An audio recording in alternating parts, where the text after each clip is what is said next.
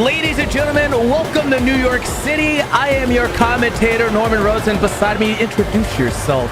It's me, it's Sue Me, 3K, all day, every day, all caps, no spaces.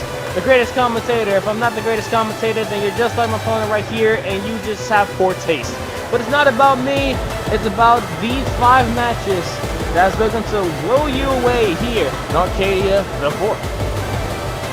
Yes, indeed. As you saw right there, coming up first, Orion James and Jacob Moore about to face off here. Indeed, as we're starting off hot and heavy here, as this is actually a continuation from the Adrenaline Monkey Championship Tournament, as Jacob Moore went up against Prince TJ in order to move on to the semifinals, as Jacob Moore was able to come out of that match successful. But after that match, these 3 men right here came out in aid of Prince TJ, especially the main C in the center of the screen right now, the savior of Black Dragon Army, Orion James, came out, and it seems like, as it stated, Jacob Moore likes to call himself the Dragon Slayer. He defeated Arcadia. He defeated Prince TJ. The only thing that's left standing is that man right there, Orion James. And what an absolute change of everything. I think the last time I saw Orion James, happy-go-lucky everything, attitude has absolutely adjusted. It's become such a dangerous individual, especially being backed by BDA. Yeah, without a doubt. And honestly, at first I wasn't too sure of it. But in due time, I'm starting to get used to Orion James' new attitude, though. New attitude, new look and everything. Especially when you have a pack of brothers looking to assist you in your battles right here. As it seems like Jacob Moore may or may not have a very big disadvantage here, especially when he has to deal with 3 other men that's also targeting at Jacob Moore's back.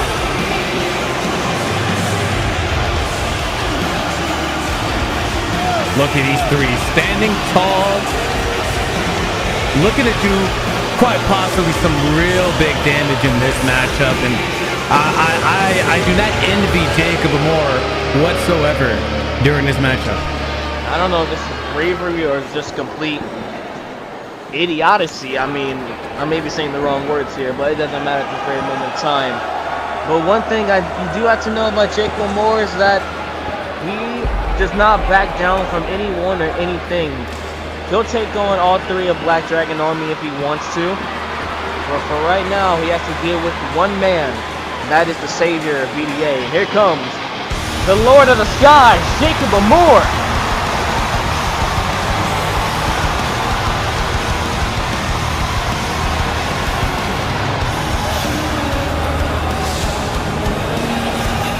You know, you mentioned earlier he's being called the Dragon Slayer. He's looking to add another dragon head to his mantle that he sits over his fireplace, with Orion James being his opponent tonight. And listen, Jacob Moore has had such a great year. To finish off the entirety of BDA here tonight with the head here, that would just be the cherry on top.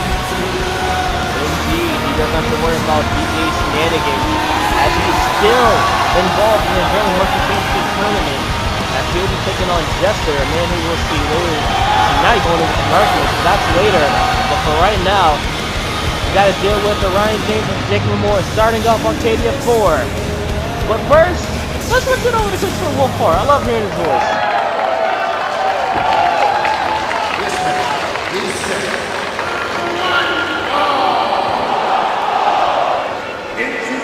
First, in the corner to my right, Orion James!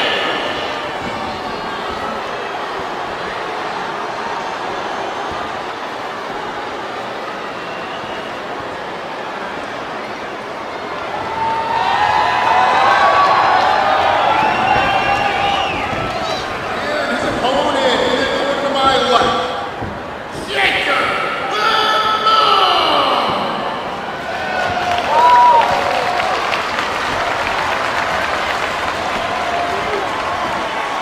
Now, I usually have a partner in Mr. Getting It Done to say these lines here, but I'm gonna take his place here for a second. Norm? Yes. Are you ready? No. Good answer, because I also would have said maybe. Because I don't know what we're in for here, as no funny business here, as it seems like Orion James wants to do this all by himself. Yeah, he just shoot off his cronies there, and this looks like it's going to be, okay, well, for now, it looks like it's going to be a one-on-one affair between these two. I mean, why not? I mean, this is a very important match for both Orion James and Jake Moore. So I wouldn't doubt that Orion James would want to get this all done by himself here. As the referee getting them in their positions, it's time to start Arcadia 4. This is quite possibly the biggest show of the year. And we're about to start it off right here. Hot, heavy, and loaded. Here we go! Bell is rung here, and we see the start-off stare down between the two. Like you said, this is the start. This is the opening match here for Arcadia 4. Indeed, Orion James in black and gray. Jake Moore in the black, white, and yellow. And here we go. The two circling around the ring. Also want to bring this to your attention. This being brought to you by CPW. As you can see the logo right in the middle of the ring. As we're being welcomed with commentary goodness by the greatest commentator of all time, and on the words. As we're looking to start things off, calling up a tie between these two boyos. And look at this. Moore pushing James all the way back to the ropes here, but never mind. James gaining some traction there, pushing him to the opposite side of the ring. Holding on there. Oh, these two are just in a proverbial tug of war of power. Seems like these two doesn't want to at least... Oh, had a second chance of breathing room up until now. Yeah, Orion James taking that cheap shot right there as the referee was going for the break. I mean, I don't blame he's proud of him. himself. I mean, honestly, if I was Jake Moore, I'd probably get my hands on Orion James. But knowing that Orion James, something tells me he has a trick or two up his sleeve here. I feel like with anyone in BDA, they have a few tricks up their sleeve. Just from the past encounters I've seen with every member that I've commentated. There's something that goes awry in these matches. Takedown right there from Orion James as he got a grounded bear hug on him, keeping him right where he wants him. Well, for a second. There's a switch right there by Moore. Indeed, switching over to a waist lock from Orion James now. Usually the man of the hour here, so I'll let you take over here. What do you think these two have to do in order to put each other down for the count here? Well, we know that Jacob Moore is he's called the Lord of the Skies. He's used to high flying. That's going to be something very integral in this matchup here between Moore and Orion James. Orion James, it's been a while since I've seen him, so I don't know how much of his style has changed. I just know that just from the looks of him, he has a whole different aura around him. I'm sure he's going to try to keep he's going to try to keep him more grounded as much as possible. Actually, this is the first time I'm seeing Orion James compete in single competition outside of the event back at ARW. And that was just a 6-man tag. But right here, this is Orion James' first time competing in singles action right here, where it's not up against a BDA member, but it's up against someone who does not like BDA and Jacob Moore. As he got a hammerlock being applied here by Orion. Oh, look at this. Armbar, Fujiwara style, locked in. He goes in that Fujiwara armbar for so long, quite possibly he can break that arm into two. And honestly, pull the shoulder out of socket, actually. Indeed, I feel like Jacob Moore wouldn't mind that, actually, as he's doing some push-ups right here. Look at this every time. Or you can just call that confidence. We know Moore is a very confident individual, but he gets taken over right there to headlock takedown by Orion James. Keeping him right where he wants him right there here, as it seems like if I was Orion James, I'd try to keep Jacob Moore grounded as quite possible. The moment you give Jacob Moore any time to breathe ain't no doubt in my mind he's bound to end this match very soon in his favor right here. But the same can be said about Jacob Moore. You give a single opportunity for Orion James to at least strike. It won't be pretty. It won't be clean here. Whoa! Oh my goodness! Head scissors by Moore. Catching everyone off guard, including us right there. Arm drag from Moore off the ropes. Arm drag from Orion James now. This match starting to pick up a little pace here, and this is definitely in the favor of Moore as he gets that kick right there. Diamond getting right there. Whoa! Flipping over Orion James. Trying to go for a clothesline right there. Trying to go for it once more. Third time's not the charm. Head scissors. Giving him the bamboozle. My goodness. Golly. We're starting off hot here in Arcadia 4, aren't we, Norm?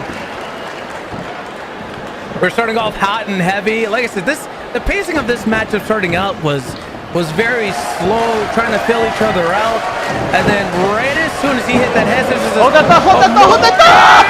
Oh my goodness! Very close right there, and oh my God! Right through the ropes, Orion James. Not even done from there, Orion James. All night, all right! Another one. As I was saying, the pacing is just picked up from that head scissors. And one more time with the senton through the ropes. You know, I honestly... Orion James is on fire. Honestly would have thought that Orion James wouldn't really resort to tactics like these, especially going up against Jacob Moore. Honestly, if I was Orion, I'd try my best to keep him grounded as quite possible, as I said. Huge knee right there from Orion. Leg hook now. 1, 2... No. Only 2 count right there. It looks like if Moore is going to go to the skies here at any point, Orion James is going to try to do the same, but to a limited ability here. Indeed here. Going against a rather defiant Jacob Moore. Jesus. I was like, we also have to remember, Orion James used to do some of the high fly techniques that we've seen from Moore as well. You know, I mean, as you mature, you decide to stay to the ground a bit more, but you know, you always remember those past times. Yeah, sometimes you don't really tend to forget the things that really brought you into the dance in the first place. I mean, it helps out in advance, but you know, especially in situations like these, I mean, you wouldn't think that Orion James can switch some things up here. He can to this day. As Orion James tries to go for a huge... Oh! Trying to go for the midsection kick there. Oh! There's a big knee. Uh-oh. And he falls down right there. I think that springboard knee earlier may have done some damage. Yeah, I think that may have clocked him in the nose. I don't think Moore's doing so hot. Yeah, the referee's telling Orion to back up for a second. He may be seriously hurt. He's trying to here. go and check on him. Yeah, he may be really hurt right there. This match referee doing the big check right now, and this match may be over already. Yeah, trying to make sure that Moore can continue if he can. That's huge for James. Oh. Yeah, there's that big knee, clocks him right in the front of the face. Jesus, clocked Might have hit him him right there in the bridge of the nose. Yeah, clocked him right in the nose. God dang. Every other angle it's just sent him for a doozy there. Yeah, man. Every other angle you see. Uh-oh. That's not good. Oh, he's Lord. bleeding. He's bleeding all over the place. Oh, you see? Oh my God! You see Look that? at the cut. Look at the cut. As we have a medical professional coming out here to check here once again on a Moore. Looks like I don't think the doctor wants this to continue. Yeah, honestly, if I was taking Moore, I would just, you know, just let the match, you know, end right there. Wait! Is he? Oh, he put his nose back in place! Yeah. Looks like he's good to go after that. Seems like it here as the match will continue onwards here, ladies and gentlemen. And oh my goodness! Orion James was just lurking in the distance, waiting for that opportunity. like he's the happiest camper right here as Orion James is unloading a Lord of the Skies. The referee's telling him to back off. He has till 5. Referee's count up to 3s. He's just stomping away there on a more and going straight back to the face, trying to re-dislocate that nose. Oh, the big slap in the corner. Smacking him like he owes him money right there, or in this case, smacking him like he owes him respect. And look, listen to the crowd here. Absolute disdain for Orion James. I mean, to be fair, Norm, BDA is not really much of a like group here.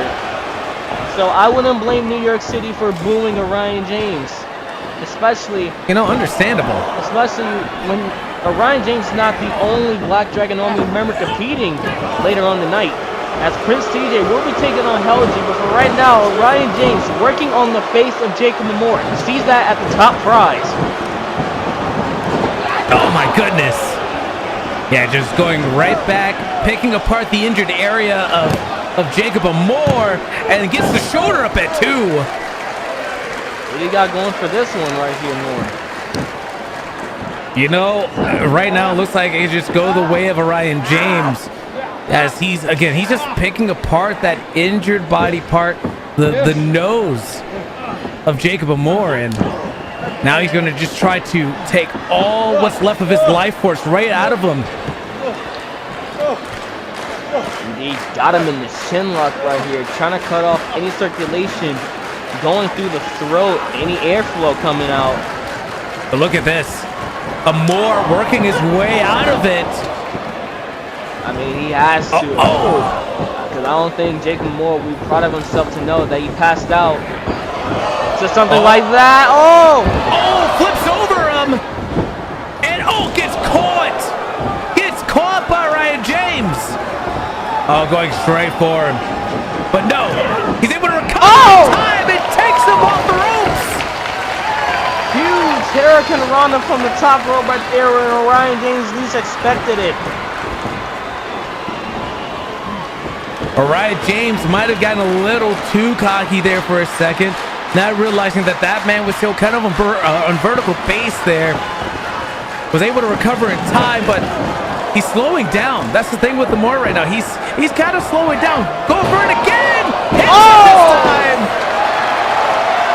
Hooks the outside leg. 1, 2. No. Stop points right there from Mr. Moore right there with that springboard reverse DDT. We were talking about this earlier about the flight ability of Jacob Moore and the speed with that springboard back elbow. Indeed, the Lord of Skies isn't afraid to showcase his athletic ability no matter who he goes up against, friend or foe. Jacob Moore is here to put on the show. Tiger wall flip right there from Moore now. Off the rope goes Moore. No, to the corner, actually. Fool me. The bamboozle. And once again, a Hurricanrana keeps right back up. Coming in like a rolling tornado is Jacob Moore. Jacob Moore stalking Orion James. Trying to go for that shotgun drop kick, it looks like, but no. Caught by James, and he's fighting his way out of it more as he gets down. Oh my Dragon goodness! Suplex! Has him stacked too. No. Not enough to put down the savior. Jinx. What a match with this has been so far. There's that drop kick. Right in the corner. And this usually sets up for the jet stream if he's able to hit it. And well, he's signaling for it. He's going straight for it, but Orion is smart. Veteran instinct right there, rolling out of the ring to the apron. But Jacob Moore sees this. Blocked right there by James. Try to go for something there. Orion James is able to catch him. As my God! Oh my goodness! What the heck? Jacob Moore into a DDT on the apron. That can give Orion James brain damage. DDT on the hardest part of the ring, excuse me. Blustering on my words, why don't I? It did try to break his nose, or it did break his nose there for a second. He has some scars on his matchup. Forearm right there from the Lord of the Skies. 1, 2. No! One more second, this match would have been game for Jacob Amore. And it looks like Amore once again stalking him. Trying to go for that gravity spike. Well, no. Orion James. No gravity turns to spike this time. Got him in 5 miscarry position. Oh. Uh-oh. No, he gets out of it. Heavyweight, no. Oh, no. Blue Thunder. 1, 2 for the win. No! The referee's hand was 1 inch away from slapping 3. And Orion James cannot believe it. Orion James has to stay on the attack as he goes on top rope here. Something that Jacob Amore is familiar with. Oh my God! Hits that frog splash with maximum height. 2 is no! Arguing with the referee. Speaking of flubbing words. Yeah, you and I both. This match has been so intense to the point where we didn't even know English anymore. What's that? English? Never heard of it. I speak French too. Uh-oh. It seems like he's about to go for the Stormbreaker here, and if he hits this is game set. Got him in position right where he wants him to be. Oh my God! Caught him! 1, 2, 3, no! I almost thought that was 3. That could have been 3 right there. Oh! Turns him around. Is he looking for heavy rain here? No. I thought he was going to set him up for heavy rain there, but no! Oh! Tower Act Bomb! 1, 2, no! Near fall after near fall. After near fall. Indeed. My goodness. Uh-oh. Think you could be going for Jetstream here, Norm? He could be going for Jetstream here, but Orion James says, hell nah. Jumps up there. My God, the athleticism of Orion James with the superplex.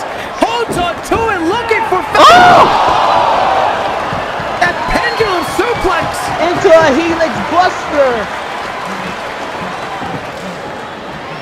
Oh, just drapes the arm over Jacob Amore. 2, 3. No! As you would say, it is not enough. That was indeed not enough to put away Jacob Amore. My God. What an opening match we're getting here. This is just the opening match, man. Just the opening match, and there's with 4 more matches to go. Wait. Oh, Orion James got him locked in the shackles of justice. Jake, it is working that busted nose from earlier as well. This could spell the end for Jacob Amore if he keeps this on tight enough. It looks like Jacob is trying to crawl. Jacob Amore is trying his absolute best to crawl, but I don't think he can, because Orion James is not going to let go of that submission until he sees Jacob Amore's hand tapping on the mat 3 more times. Oh my goodness, he's actually able to get out of it. Gives him 1 punch for good luck. Kicks him down. Oh, the roundhouse to the face. Headshot. 50 points. As Jacob Amore, what could he be lining up here?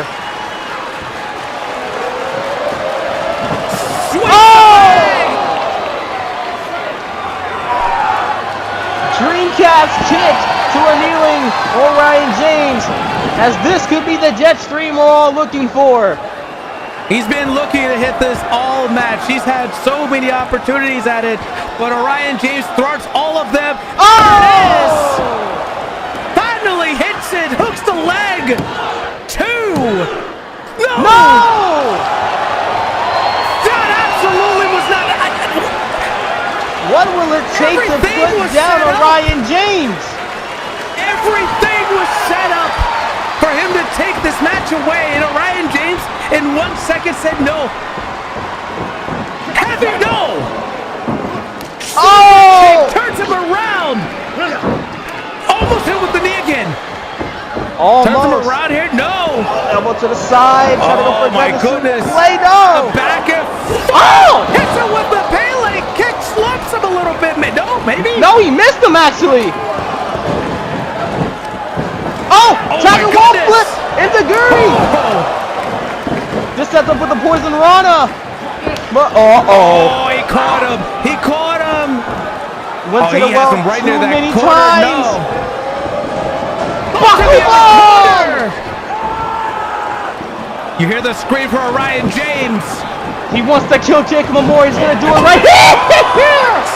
He's caught. Jacob Moore pulling up the last ditch effort on this one. Jesus, I'm already about to be out of breath. And again, this is the opening match. This is what you have to expect for Arcadia 4. Dang it. What an amazing match has been so far as well. Jacob Moore and Orion James have been fighting like their entire lives are on the line right now. Indeed. Look at not both about men a getting back up to championship. vertical. It's all about, for Orion James, it's all about respect. For Jacob Moore, it's all about, Wait what a second. Oh, God dang it. Oh, God dang it.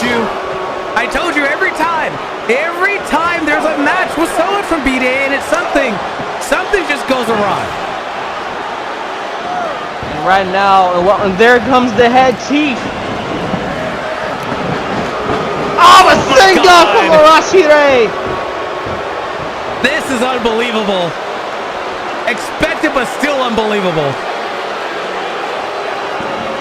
Arashire, unfortunately, him and Prince TJ coming in to ruin things as the match was getting as good as it can be.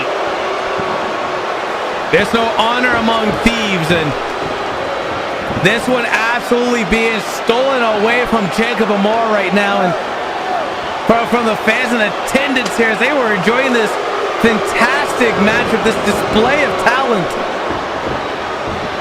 Indeed, here as Arashire is about to now what the hell is this jackass doing here?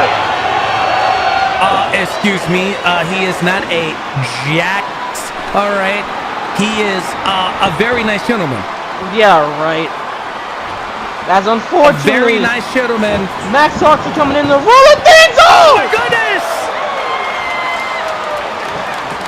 The voice of the Dreamers and the voice of reason in this matchup as he's trying to take out the extra laundry that has come into this matchup. He has no business being here.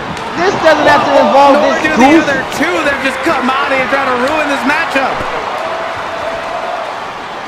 This got nothing to do with this goofball and what. Oh. Maybe it does. Maybe it does. As these two were former best friends. And I feel like this is Max Halton's way to try to get to him. And well, Orion James want none of that. Look at him run away there from Arlton. Like I said, he wants nothing to do with that, but you know, sooner or later, as they say, you got to face your demons, right? Indeed. As he got this might be the time nowhere to face go his now. Oh, he has the chair in hand. Oh no, he want to blast him. Wait! No! That wasn't supposed to happen. I can't believe it. I'm sure Max wanted to hit Orion James, but Moore got in the way at a very bad time. We saw Moore run in at the last second. The chair was being swung, and there's a low blow. That's what you get, you dumbass. Stay out of people's business sometimes. And what do you have to say for the rest of BDA then? They're alright. They're cool. You're despicable. And you suck. As Orion James taking out the trash, that is Max Halton. We still have a match to continue on here, you know. Signaling for another referee to come out here after the damage has been done. Harleton may have screwed over Jacob more than the outside interference from BDA. Hey man, Max Halton did it to himself, man. If he stayed out of people's business, he probably be fine. God! Stormbreaker, game, set, match. 1, 2, 3, 4, 5. Man, count to 100 at this point, man. Jacob Moore is not the better man. Orion James, the savior of Black Dragon Army, coming out of Arcadia 4 with the victory. We all know who to blame, man. Unbelievable. Absolutely unbelievable. The spiraling that we just saw from BDA getting involved to a miscommunicated chair shot to Jacob Moore from Max Harleton. Black Dragon Army just gets away with another one. You know, if Max Harleton kept his ass back and just let things go on as natural, maybe this wouldn't have happened. Maybe Max Halton wouldn't have to feel so much guilt for doing what he tried to go for, try to blast Orion James with a chair by accidentally hitting Jacob Moore in the face with a chair. What happened to me though?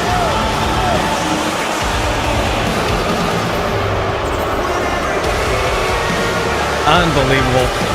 Just unbelievable, man. Hey man, some things happen sometimes, you know what I'm saying? And in this very moment of time, it's not, you can't quite exactly blame Jacob Moore. We all, as I said, we all know who to blame for this, man. This goofball, this freaking guy. Harleton most likely expressing his and obviously I understand Jacob Moore is livid. It's the his matchup fault. seemed to be It's going his in his fault. way. It's the reason why Jacob Moore lost. It's his fault. It was big Halton, miscommunication between the two. Yeah. If Max That chair Halton was didn't meant come out for from the Orion James, and entranceway, you know it. look, if Max Halton didn't come up from the entranceway, maybe Jacob Moore would have won. You know, But maybe no. if BDA didn't get involved, maybe none of this would have happened. Hey, look, BDA was trying to save his brothers in arm. All right, I They got can nothing to save say a pants about scrap that. for all I care. That was despicable. Maybe they should stay their ass in the back or something. Yeah, try telling that to Max Halton. Nonetheless, Yoreshi Panku, Asshole. Snoovins.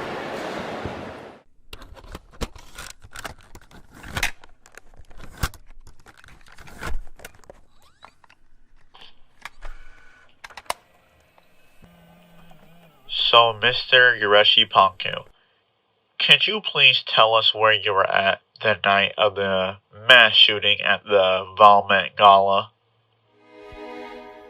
Yoreshi. Why would you think it's cool to play with me? Like I'm not one of them ones.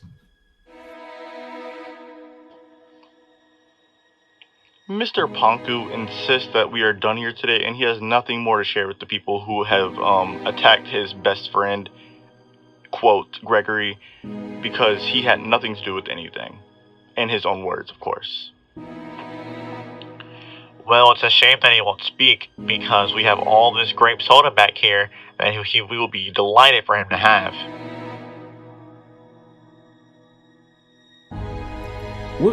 What made you think that you could get away with it? What made you think I was gonna find out? You fucking rat, snake, little bitch. He also follows it up by saying, I am not, and I quote, a snitch, end quote. I don't understand why would you just run your lips loosely like that? Like, come on, bro. So Mr. Panku was saying indeed he was there at the gala and actually asked how much grape soda is there and before he can say anything else. This is what you want to say, right? Yeah, okay. Like, I didn't look at you dead in your face, man to man, eye to eye, and told you Get out of here. You're safe. I protected you that day. I made sure you got home safe. And this is how you repay me? With this shit? My client, Mr. Panku, agrees, says that it was Isaiah Snubens, and would like to collect his grape soda and leave. Thank you. You know the crazy thing is, Arashi? I ain't even mad at you for going to do what you did. I'm mad at the cost for you to run your lips. $1.50. That's all it took. Why would you do this? Like you don't know who I am, like you don't know what I do, like you don't know the pain that I've put in and the pain that I've brought to people. You know firsthand, you watched me. We came up together basically. I heard Jay Turner say he believed in ghosts. I believe in zombies. Cause they say Arashi is alive. But you're fucking dead to me. Are you sure about this? Or if your client is lying, it could lead to many, many years in federal prison. Is he absolutely... Yes, Mr. Panku says that it was Isaiah Snubens at the gala. He put Radical in a body bag, sir. Thank you. That's all the evidence we need. Your grape soda will be in the next room on the left. Arcadia 4? I'm going to whoop your ass.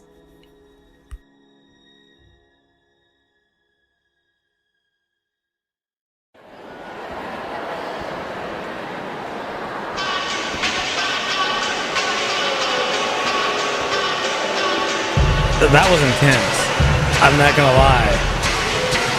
But we have our upcoming matchup right here. It is Hiroshi Panku against the narrator, Isaiah Snubens.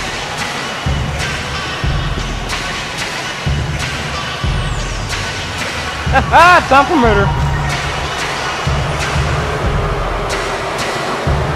You know, every time I've seen Snubens in the ring, he's been very impressive. But this matchup is not about how impressive Snubens is or Panku is. It's about lies, deceit, snitching, grape soda. There are so many layers to this that we've even yet to uncover, probably. Man, if I was Snubens, I would not take this match. If I were to find Hiroshi Panku anywhere, that freaking colorful-looking, sneezily-ass, stupid-looking goofball. All right. Listen, you don't got to go through all of that to get to the point. But yes, we get. I don't think I would have taken this match either. That over grape soda. That's it? Grape soda? That's it. That was it. Grape soda. Gives me. That's all it takes. Yo, give me some grape soda or something. I don't know. Gives me even more reason why I should not like Hiroshi Panku. Man. I mean, you cannot like him. I don't like his reasoning either. As a logical I don't like man, him at all. Me and you are two different people, I don't man. like this reasoning. Well, yeah, obviously. What the fuck? What is he doing in the crowd? Snubens, if I were you, I'd turn around. He doesn't know that he's behind the move! Snubens is oblivious, and it works out for Panku as he goes off the ropes, hits him with a head scissors. Well, we're starting off in a way that I didn't think would happen. Oh, drop kick into the corner. Me either. Listen, we saw the traditional introduction there from Snubens, and then Panku is using a little bit of alternate tactics here as he's caught by Snubens. And here comes the power that we know we've seen from Isaiah Snubens. Try to go for Diamond in the rough right there. Try to flip this match away quick. Oh, mule kick right there from Panku. He wasn't able to even talk about Snubens being a double champion. The AOC heavyweight champion, the Madness world champion, going up against, no one cares about his achievements. As Hiroshi Panku just chopping and living life out of Snubens, which is something you don't do up against someone who literally wants to kill you. You know, if you would have asked me at the beginning of this matchup, do I think Snoovens has enough motivation to actually win this matchup? I would have said yes, he has enough motivation. But Panku has just thrown a monkey wrench into that whole plan. And look at the fake out right there by Panku. Freaking goofball. See, why do you like him? Why does anybody like him? Who said I like him? I just said that he's alright, you know? That means you like him, goofy! I don't actually like him. I just, you know, I stand him. I acknowledge him. His existence. I don't. I feel like after this, Yadeshi Panku is about to be dead! I mean, he is a walking zombie. That's right now. With full color. That's right now, Yadeshi Panku just making fun of Snoovens or hit. Yo, Snoovens, if I was you, I'd beat his ass right now. You know what? I'll even take this headset off. I'll take his headset off right now and whip his ass for you. No. You sit your ass right there. This is between Snoovens and Panku. Don't you get involved. You just sit right there. Man. However, it is very obvious that Panku is not taking this seriously. Clearly, this. It's very obvious he's not taking this seriously. And the crowd seems to be enjoying it, but you know what? Who's not enjoying this? Me! Snoovens. Snoovens is not enjoying this. No one's enjoying this. Whatsoever. Any real wrestling fan doesn't even want to enjoy this guy! Oh! Okay, now you're enjoying it because that happened. You're damn right. I love a good lady arigato. And Snoovens is about to whoop his ass. Do it! Oh my goodness. And there's the power that I was talking about earlier. How impressive Snoovens can be as he is leveling Yadeshi Panku. I mean, it is a classic salty between the two Snoovens with the amateur Oh background. my goodness. Jesus Christ. Did you hear the screams coming out of Panku's mouth as he's just taken over? Indeed, he was taken for a small ride right there. As I was going to say, it's a battle between amateur wrestling and Snoovens and a lucha libre unorthodox offense by Yadeshi Panku. As Snoovens delivering another suplex, holding on to the waist now, another suplex, quadruple in this case. Taking them to Suplex City, some would say. You say that. Some people, wise men. Oh, and there's another one! As he's turned inside out, Snoovens staying on the offensive here. Oh, look at this. You know, I have a feeling here, and I could be wrong, you know, that he's going to play with his food a little bit. A smidgen. He's going to play with his food a bit. I mean, hey, look, Snoovens is a much more powerful man compared to Yadeshi Panku here. So honestly, I feel like Snoovens has a bit of a good reason to at least enjoy giving Yadeshi pain here as he delivering some powerbomb symphonies right here.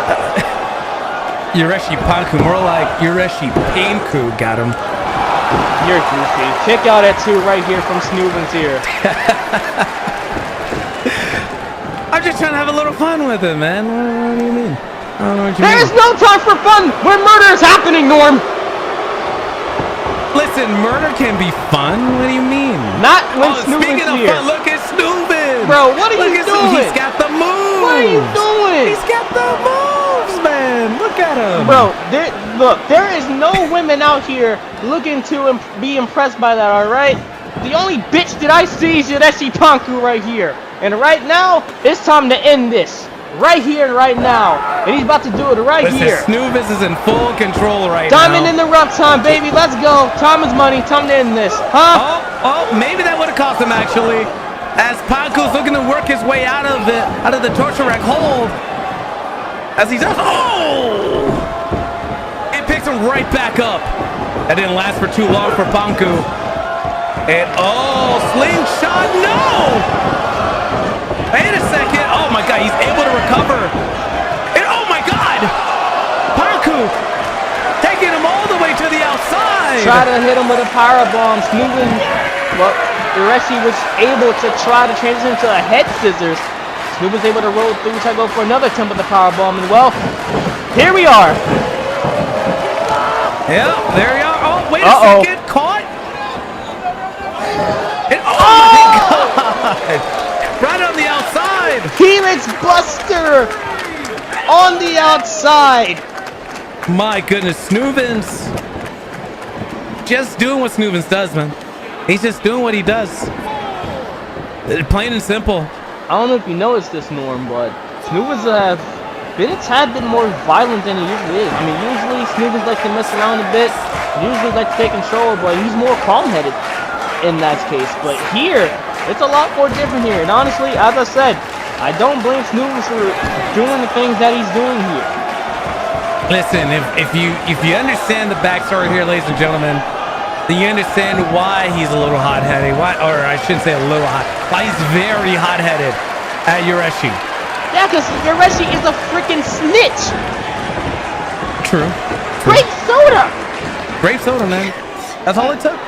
Grape soda. And he didn't even share. Of course he doesn't share. He doesn't share with anyone unless he's Arashi Ray. Speaking of Arashi Ray, it's interesting of the fact that Arashi Ray fought both Snoovens and Yureshi. Here's the difference. Arashi beat Snoovens, but Yureshi beat Arashi twice. That's a damn shame. There's a count there, only a 1 count as we get back into action. Oh, look at that, Snoovens. Hey, look, as the greatest commentator of the world, I'm just here to let you know what you should and what you shouldn't know. And right now, I'm here to let you know. Greatest. Did you put that on yourself? Yes, and who's here to disagree with me? You? Yeah, and probably the rest of the world. Who's the rest of the world? They're stupid. I don't know about that, Chief, but anyway, Snoovens back on the attack here as he just mounts Panku and just rains down forearms and punch. Oh my God, look at this. I mean, look well, Yureshi, to be fair, Yureshi kicked out at 1 after all the violence that Snoovens gave out to him. And look at him. Yeah, that's one way to put it, or freaking stupidity, however you say it. Oh, look at that. He's busted open. All those punches busting open Panku. And Snoovens right back on the attack there. This is what I want to see. This is Arcadia. He's gonna kill him.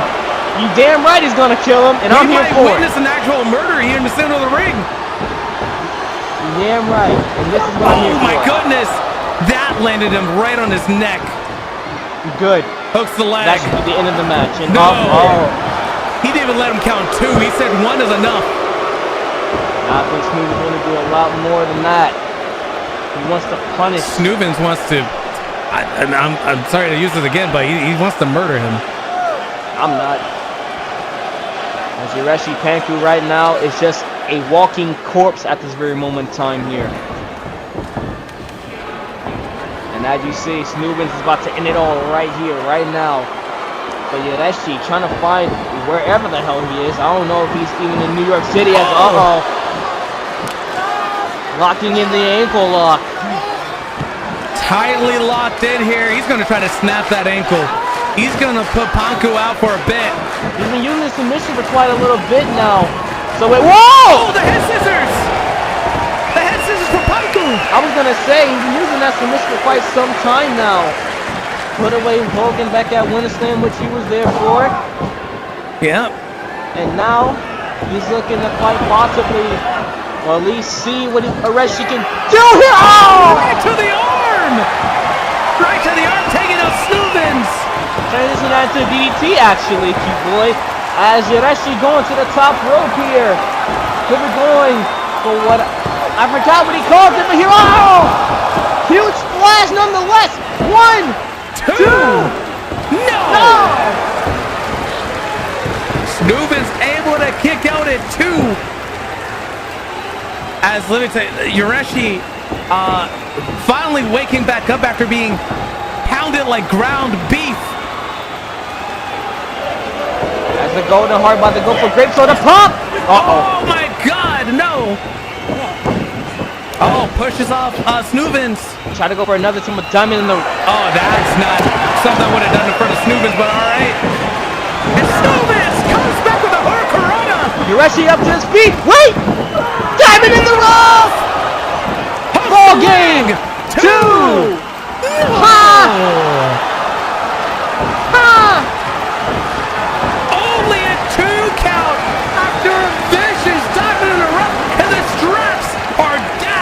Yo, this is not how ass whoopings works. You take the 3 count after Snoopins hit his finisher. What? He's going off script. Man, this is why I hate Yoreshi, man. This is why Yoreshi sucks. As Snoop is tossing Yoreshi all around the ring. And, Oh my God, what a lariat! He was in kneel position, and Snoobis did not let up on him. Things are getting hot and heavy here as they bet off match, and my God. This is just pure, unadulterated violence that's being unleashed here. Forget calling the narrator, call him Mr. Violence after this. As right now, Snoop is just once again messing about with Yoreshi Panku. As I said, Yoreshi Panku is just a walking corpse right now. Just kicking the lifeless body. You know, they say for you to take out a zombie, you have to shoot it in the head. Might want to go for the headshot now, but never mind. Is Panku able to pull off that Hurricanrana? Oh my goodness. I heard that all the way from Mexico. Another full one from Yoreshi off the ropes. Oh my goodness. Takes him down. Snoopers is back up as well. Both men are fired up and oh my goodness. I don't know how smart that is. What the? That's illegal. That is illegal. Disqualified. Disqualify this man. Oh Disqualify him for real. Sir. Kicked him in the face. I don't know what he just said, man, but I'm sure it was serious.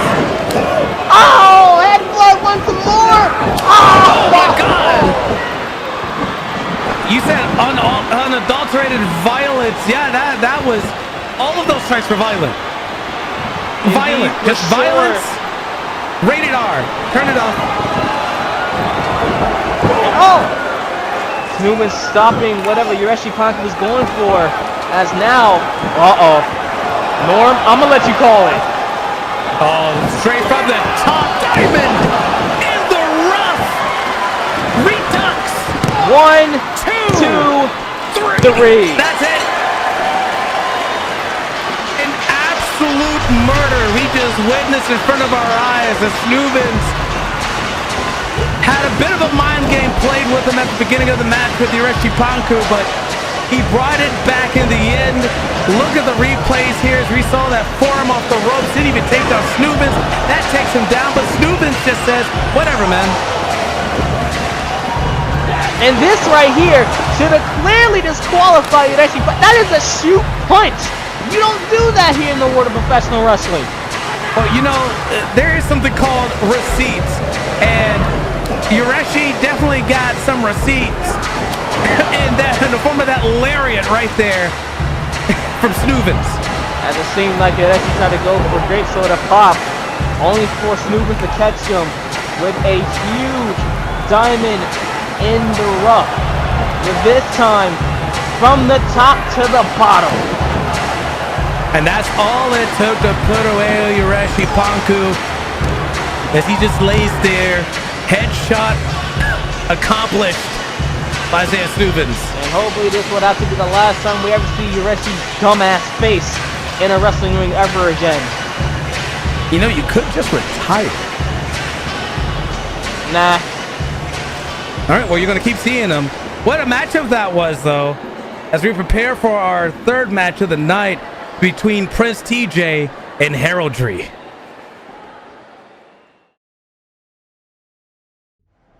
Picture this. You're on top of the world. Everything you could have in this world, everything you could have in this business is at your disposal. A best friend, a great leader, a great team. All the championships you could wish for. You feel like a king. You feel like a god. And one day, it all vanishes. It all vanishes because of one corrupt company. And to top it all off, as punishment, I am forced to face the dead man himself, Hellagri. You think this is something bad for me, Mori? You think this is some punishment? No. You see, this is a great opportunity. You're giving someone as heraldry who's been unemployed for a couple months, probably a year, a chance at a big name in the prince. Of course, everyone thinks it's gonna be a quick match. It's gonna be a job out. It's going to be a slaughter match. But guess what, heraldry? I'm not afraid. I'm not scared. I've beaten Max. I've beaten Striggs. And guess what, heraldry? I'm not afraid of someone like you.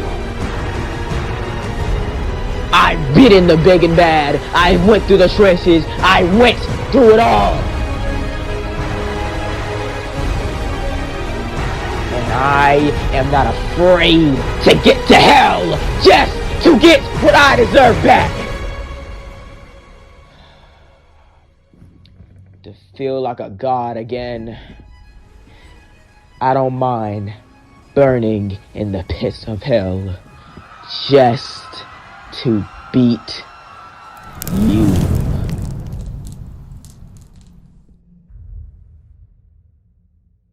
I will get my kingdom back.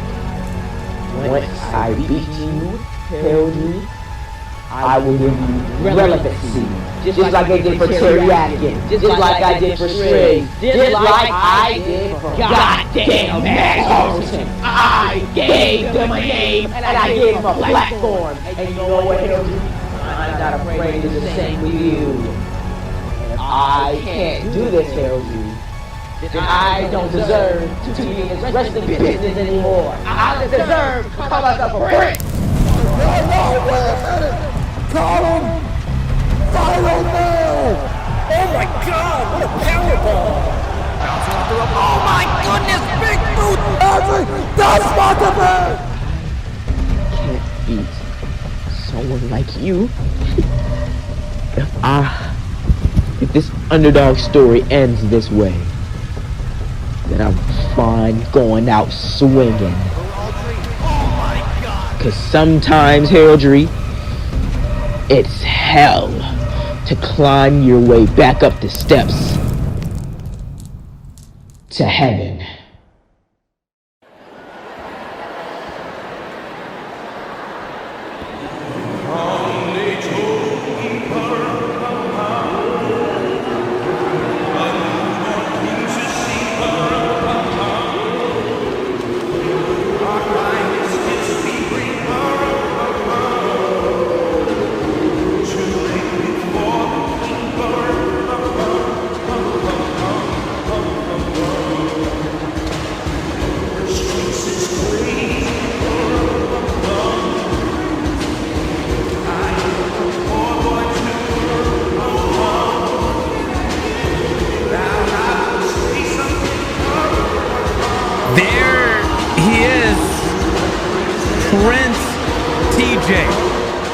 He's had enough time to collect himself, get changed, get ready for this matchup against an undefeated beast in heraldry.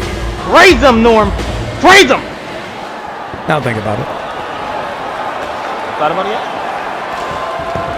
I'm still thinking about it. What about now?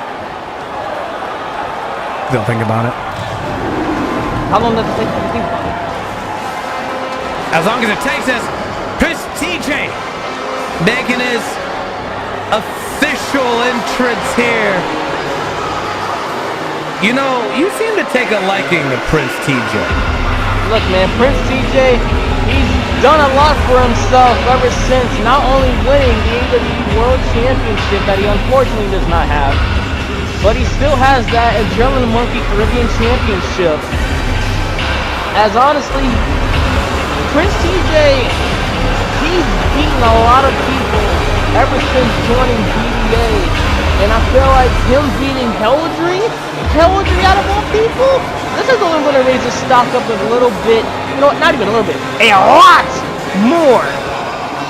First off, This is anything unlike teriyaki.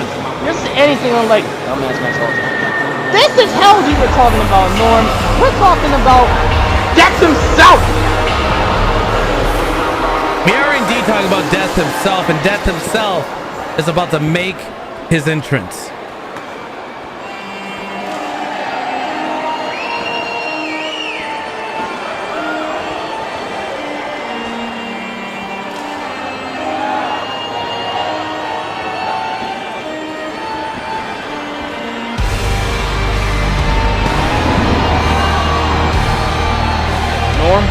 There is an uneasy feeling that should come across every single wrestler that goes up against this man.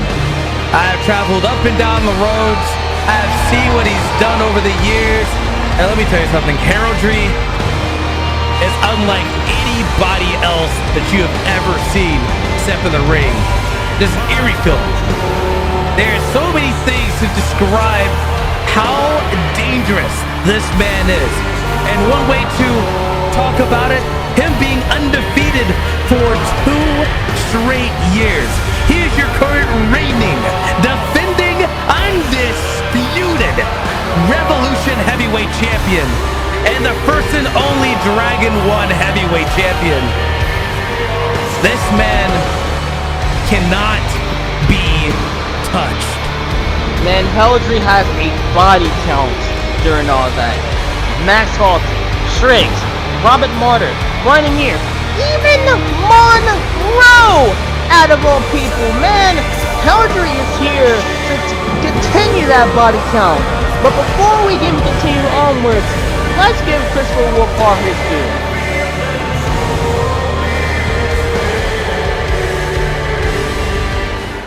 Introducing first, in the corner to my right,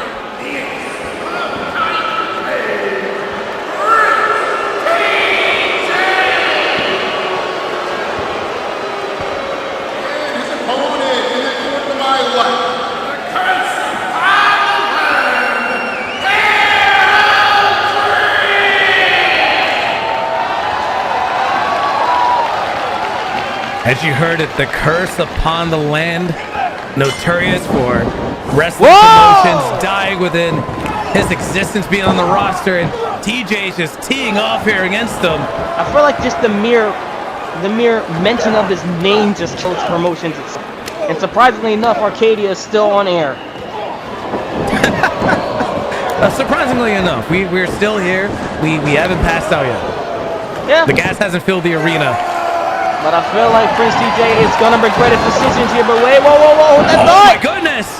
Victory has him roll. down on the ground here. No. You know, the whole reason why Prince TJ's even been fed to Hellagri, I feel like this is just punishment for all of the hell that he's gave AWE boss in Marty Island. And I feel like this right here, Marty Island doesn't care if Prince TJ even lives. I feel like as long as Prince TJ suffers, it's all that matters. And well, what a guy to do it. You know, as I mentioned earlier, you know, every opponent of Hellagri should just feel uneasy going against this man. I know that TJ, you know, feels like he is an angel, a man who is worthy to try and sacrifice himself just to beat his opponent, but I don't think Hellagri believes or cares about any of that. He's coming into this matchup to destroy, mangle your body, and leave. That's one famous man would say, what the hell, got hot didn't melt. Only man above him is God himself. Hellagri is below him. And right now, we're looking to showcase that right here in this match. Oh! The knees connected with that ring post. Oh my goodness! That's not good. And TJ taking full advantage of that. He might have the perfect game plan laid out to try and take out and stop the undefeated streak of Hellagri. I mean, I was gonna say it's smart, but I don't know how smart that is. Try to go for a head scissors right there, off the apron here, and what is Hellagri doing? Oh, I think I know what he's doing. Oh my God! Right up against that ring post. He's gonna break his body. Like I said, literally. broken, mangled, hemorrhaging, everything he needs to do. He's gonna do it. We were talking about Smooth and Yadeshi being a whole murder fest. When Hellagri enters this ring, he is murder. Yeah, literally. I wouldn't be surprised if he's also known as the Grim Reaper. Well, time to update that moniker. The Grim Reaper has arrived. Hooks the outside leg. 2. No. TJ not going down that easily. Not enough to put down the Prince of BDA. Oh! He said it himself. If he can't beat Heraldry, he doesn't even deserve the moniker Prince. So a lot riding on the line here for TJ in this matchup, and Heraldry going back to work here, and has TJ right back up on his shoulders. Looking to drop him down heavy here, or just work that back more. Remember, he just threw him into the ring post earlier. Indeed, this is just adding more damage towards the already hurt Prince TJ. The question is, what can Prince TJ do in this situation? Well, nothing. Clubbing him in the back of the head here could do something here. As now, it doesn't seem like nothing that TJ can do here against Heraldry. And Heraldry only gets 2 again. Surprisingly enough, Prince TJ survives. But that's only temporarily for right now. We can just put an asterisk on that. As Prince TJ with a pendulum kick stuns the big man. Can we even call him the man?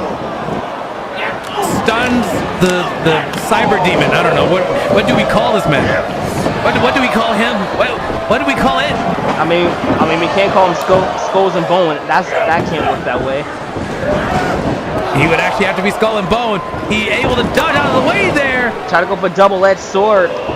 This is the second time he tried to go for it, just not able. Oh, the slap. Unaffecting Heraldry. Oh yeah, Prince, if I was you, I'd get out of there, but thankfully enough, he's able to dodge that clothesline right there. Going after the legs once more. Off the corner he goes. Oh! He's able to take him down, but he doesn't have enough to follow up on him. That back has to be given out on him, and I wouldn't blame Prince TJ for doing the things that he can. I mean, you got to give him credit. He's trying. He is definitely trying, but so far seems like the efforts of TJ have been for naught. Until we can see some significant change in this matchup, TJ is falling further and further behind against Heraldry. Sure, it's just been mainly Hellagri for the most part. Just pieces and bits of TJ trying to do his best to stay in this fight here. Oh! Right to the knee. Remember earlier, those knees connected with the ring post as well. Indeed. And Prince TJ is not afraid to go after what works for him, really. As we got a leg snap from Prince TJ. Oh my goodness. This is a smart move from TJ right now. Trying to swing the tide of this matchup. Working on the legs. Making sure that Heraldry doesn't have a vertical base to stand on.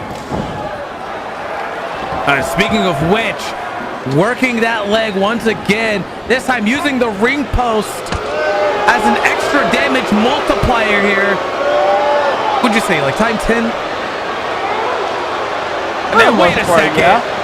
You know, hey, wait a second. Look at Orion James. Just, I feel like he wants to help out the referee. You know, I feel like he probably forgot something, you know? Well, what are you questioning me for? Sure. What are you questioning me for? Orion James is not doing anything bad. He just talking to the referee, telling him, hey, you probably forgot something. Hey, maybe you left. We know he's trying to delay the count here from the referee. Referee was going to count to 5 there, to tell him to release the hold. Orion James comes out, stops that from happening. Now look. Orion James was telling the referee that his oven probably was left on. You know, you can call your home warranty or something for that. Uh-oh. And look at this, Heraldry. Back up to vertical. And TJ still into the lead. Got him boozled. Stupidly of him to do it. Wait a second. Trying to go for it now. Try to cut the beat right there. Only resulting in gut punches. My God. Look Lord. At that big, massive hand around the neck of TJ. The Prince is down to one knee. Prince not looking so good here, as he may be, well, sent to the back to guillotine. the That is leg. Hellagri. Oh, look at that little woo right there. Figure Into a four. Figure four got him locked in, cinched in deep. He's been working on that leg ever since the opening bell. Well, ever since the open opportunity, actually. Ever since Hellagri threw his knees into the ring post. Prince TJ, most of his offense has been after the leg. Oh my and looking God, to make he's things bridging worse. with it. He's bridging with it. And heraldry, we haven't heard a peep out of him, but I'm sure he is silently writhing in pain right now. Knowing that there's quite possibly no way to get out of that with this cinched in so tight. Oh, wait a second. I think he's found a way. He does. And he gives him a right hand for his trouble. Hellagri was able to fly out of this. I mean, to be fair, Hellagri, you want to talk about resiliency from the NXT Panku. Let's talk about Hellagri. I feel like this man, despite anything that you give him, Hellagri is not willing to go down easily. No, not at all. Oh, look at that. Takes heraldry all the way to the outside. Heraldry is an absolute beast of a person, and you know, I gotta think in this. Oh wait, what is TJ? TJ is distracting the referee, having a conversation with him, and Orion James, of course. The numbers game catching up here to heraldry, as Orion James is taking advantage of the distraction and throwing heraldry into that barricade and doing a number over him. Hey, look, maybe Prince TJ is probably trying to tell the referee about the good Lord and Savior Jesus Christ, because ain't nobody trying to hear that. Ain't nobody trying to hear that right now. What do you? This is a wrestling match. This is a wrestling match. We ain't got time for the Lord and Savior Jesus Christ. We got time for beating ass. Okay, well, that was the last match. Right now, it's time to pray that Prince TJ actually survives and actually lives in this match. What do you mean, no? No. What do you mean, no? No. Don't you bring your Jesus Christ into this wrestling industry right now. All we need to do is see Prince TJ and heraldry fight each other, and that's it. Hey, look, I wasn't a With Christian. no distractions, unlike our opening matchup. Hey, look, man, I wasn't a Christian before, and that was up until Hellagri came out here. You became one now? I want to believe. Listen, I want to believe in the good Lord. As Prince TJ. Oh no! Big mistake there. Taking out Orion James. Now he didn't want to do that. Where's your God now? He's still, he's still standing outside. That's Hellagri. Trying to find his bearings after all that. As Hellagri. Yeah, he's trying to get that blood running back into the legs. Because what he's about to do next, unexpected. Quite possibly the big man. Norm, you ever seen a thick boy fly before? Multiple times, actually. You ever seen Hellagri do this? But heraldry? Never. Heraldry I've never seen fly. Well, all that's about to change right here. As Hellagri. Off the rope he goes! Here! Oh! Orion James again! Big man flying! Sound the air raid alarm! That was an absolute massive cannonball that just hit Orion James, and he look at never that saw Prince it coming. TJ. Look at that Prince TJ telling the referee to count faster. Hellagri's down. I mean, given the opportunity that's given to him, why not? But look at heraldry. He's getting up. And the TJ wants the referee to count more faster. He's not counting fast enough. I think he's using his usual cadence right now of counting to 10. Yeah, Easy but job, can by you do the it a way. tad bit faster? I mean, Prince TJ may want this match to at least be over quick as he can. Well, unfortunately for him, that is not about to happen. As it looks like heraldry is making his way right back into the ring.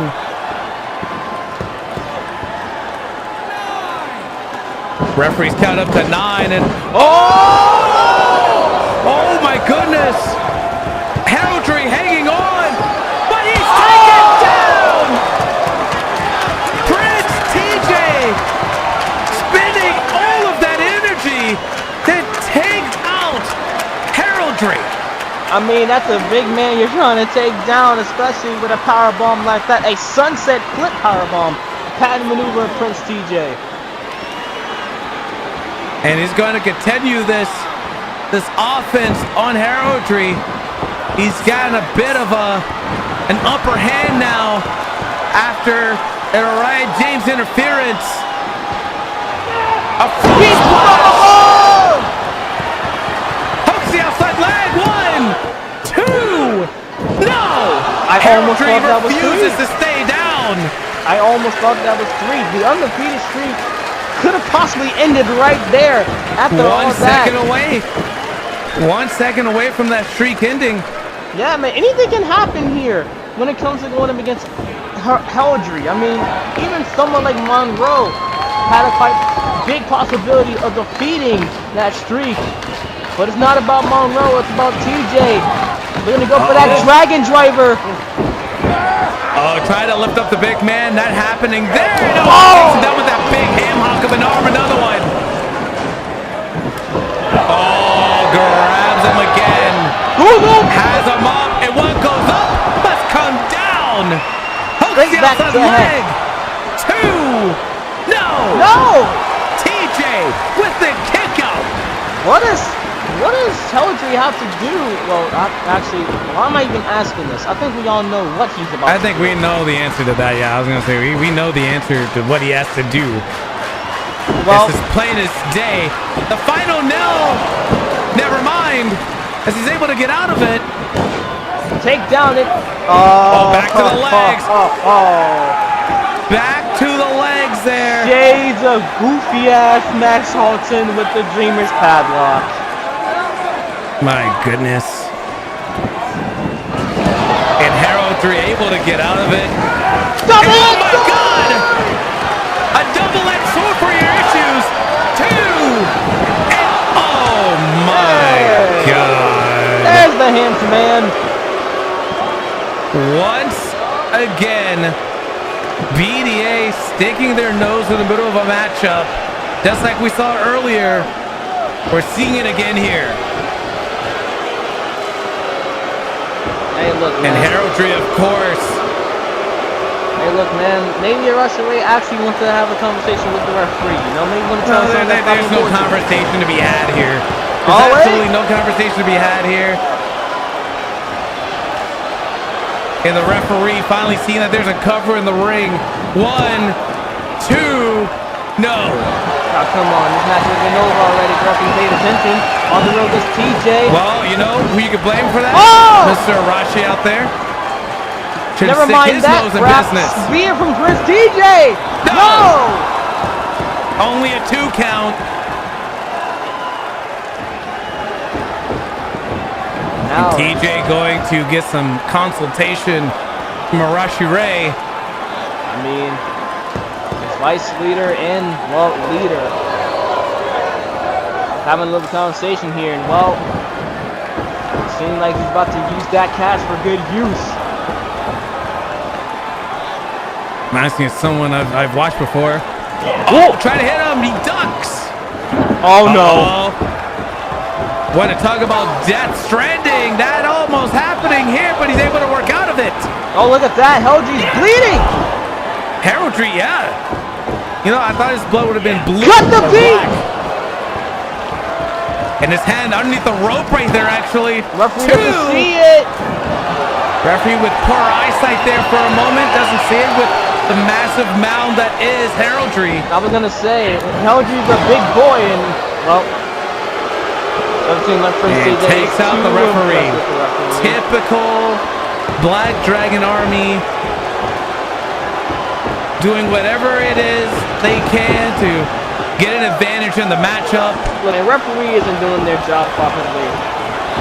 Referee was absolutely doing his job properly. Yeah, is it his fault that Arashi Ray came out here along with Orion James to interrupt this matchup? No. Hey, look, Orion and once James, again, look, man, Orion James wanted to tell the referee that his bills were due. You know, Arashi Ray came out here telling him about something. No. I hate you so much. Heraldry, however, taking out Arashi Ray, and it's just down to TJ and him. Oh, look at that. Here we go again. Right around the neck. Oh! Brings him down onto the ropes as well. well, looking for the final nail, but no referee in sight at the moment. doesn't matter if there's no referee. He's gonna hit the final nail there it is. right in the coffin. Hits it. But again, no referee. Here's one coming down. But is it too late? 1, 2, and it was. That, Norm, understand this, right? This is the first time the final nail has been kicked out, as far as I know, right? As far as I know, yeah, that's the first time that's been kicked out of. Oh my God! Reverse cut the beat. And to make matters worse, they're gonna go for beats from above for the second time in a row. There it is! God. Not going for the pin? TJ, I think, is trying to make sure that Hellagri stays down.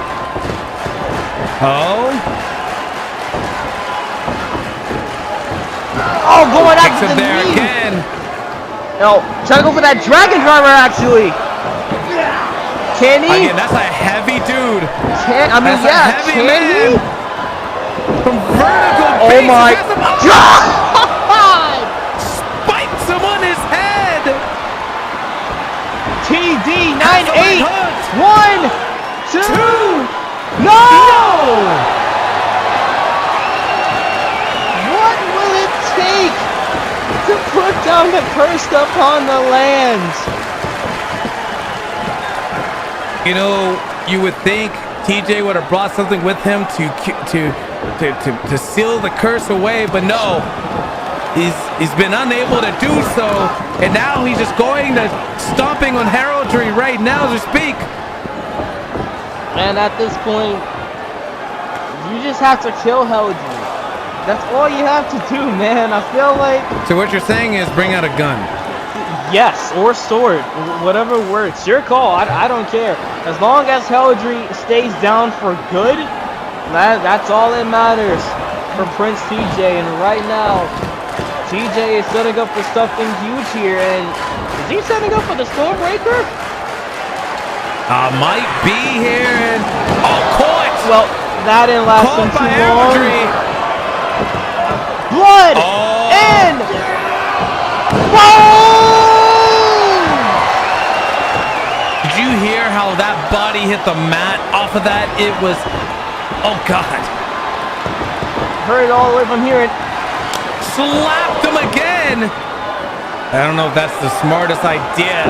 And once again, heraldry with the final nail right in the coffin of Prince TJ. 2, 3.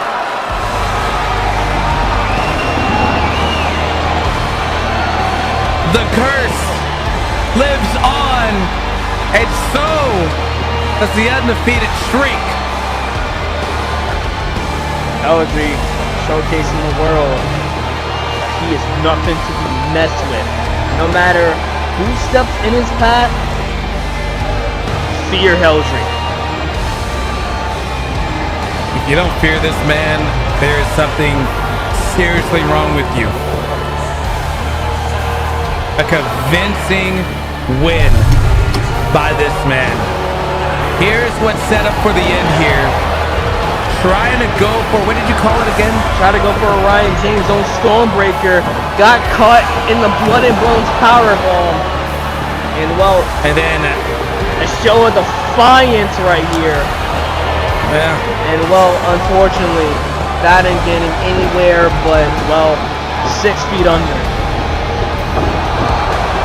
as the final nail in the coffin of Prince TJ was dealt right there.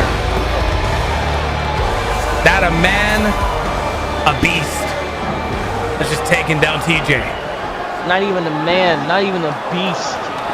Death himself made his appearance here in Arcadia 4.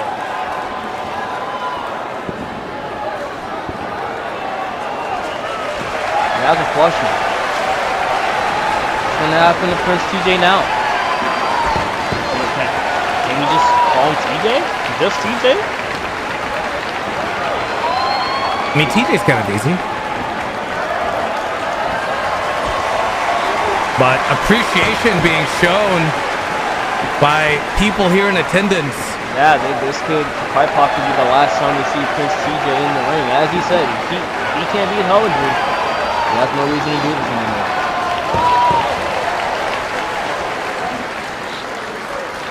An incredible matchup, nonetheless, from TJ himself, and we're not even done yet. Yeah, if that match wasn't even intense, check this out. In Artemis versus the wild card, Jester. The darkness falls away to morning as a lone masked manhunter, the world's greatest detective, delivers 3 agents of a foreign power. Appreciate all the trouble you went to. You must understand. The experiments we've been conducting here are against our will. The biggest and boldest robbery in the history of New York, and a one-man job at that. So, you know who I am. Tell me, how did you figure it out? If you would permit me a moment to light my pipe, it might become clearer to you.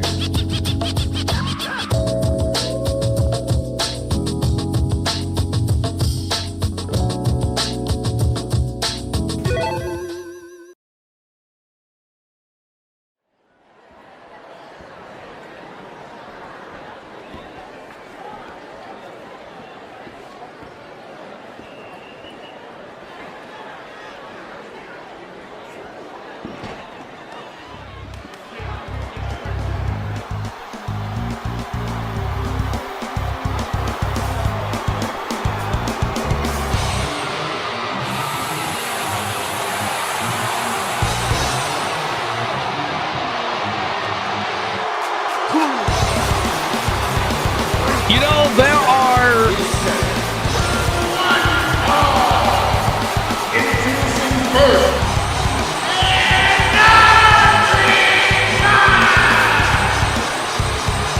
I didn't know he was going to be right there, but there are few men in this industry. We talked about heraldry earlier. It's been a fat minute since I've heard this theme song from an Artemis, and seeing his presence in the ring here tonight, coming in from a brutal beatdown with Ryoma in Japan Pro Wrest Nova. It's going to be very interesting to see how he handles the likes of I don't even know what they call Jester. Wild card, man. Jester's a wild card. Wild card then.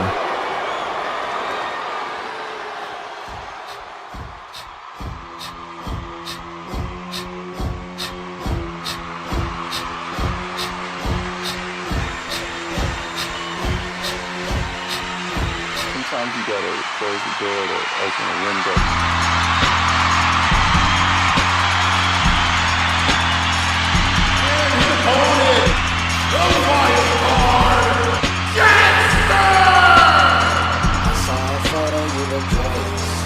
Well, I've only encountered this man like, it feels like a handful of times, and it's been at the most unusual moments in wrestling matches. But tonight I get to see him in full garb wrestle. yeah, taking up against the Russian bear. That is an Artemis, the Russian Superman, some people will call him. As he takes on the ever so unorthodox, the ever so wild, the ever so insane Jester. Just a note here, we saw Jester kidnap Maxima back at Rookies versus Vets, and bell is rung here as looks like Jester was kind of mocking an Artemis for a second. Yeah, to continue on what you were saying, I mean, nobody knows where Maxima is up to this day, and I feel like Artemis has been trying to get after Jester ever since. I mean, heck, he even tried to attack Jester back at the quarterfinal stage of the Adrenaline Monkey Championship Tournament as he took on Jamoshi Ali. But that was only lead up to where we are now. And right now it looks like an Artemis looked a little nervous there first. He didn't know what to expect from Jester, but he just kicks him straight in the chest there. Try to go for a back suplex. No, takedown right there. And oh my goodness. Huge head kick right there from Jester. Hammerlock right here from Jester. No, oh wait. Uh-oh. Oh! Able to flip out of that one. No.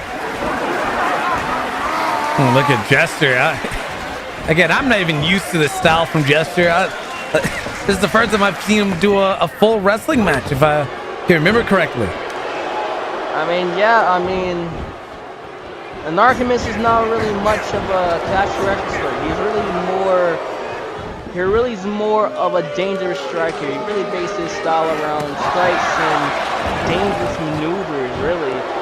I haven't really seen an Artemis, at least, adapt to Jester's kind of style.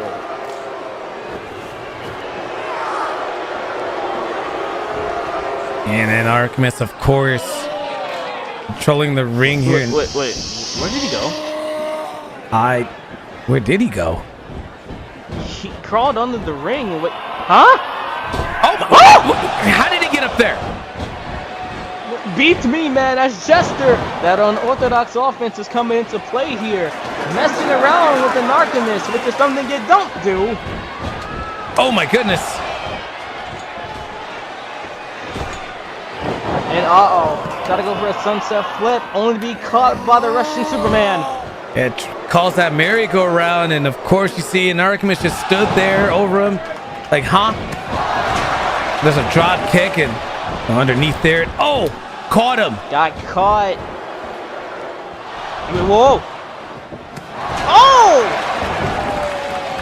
That's some agility right there from Jester. Oh, ducks under. Ducks that Russian sickle viz. Oh, there's the merry-go-round. Slap the ever-loving God out of him. Try to go for it again. Russian sickle once more. Oh, good Lord. Oh, my goodness. The agility.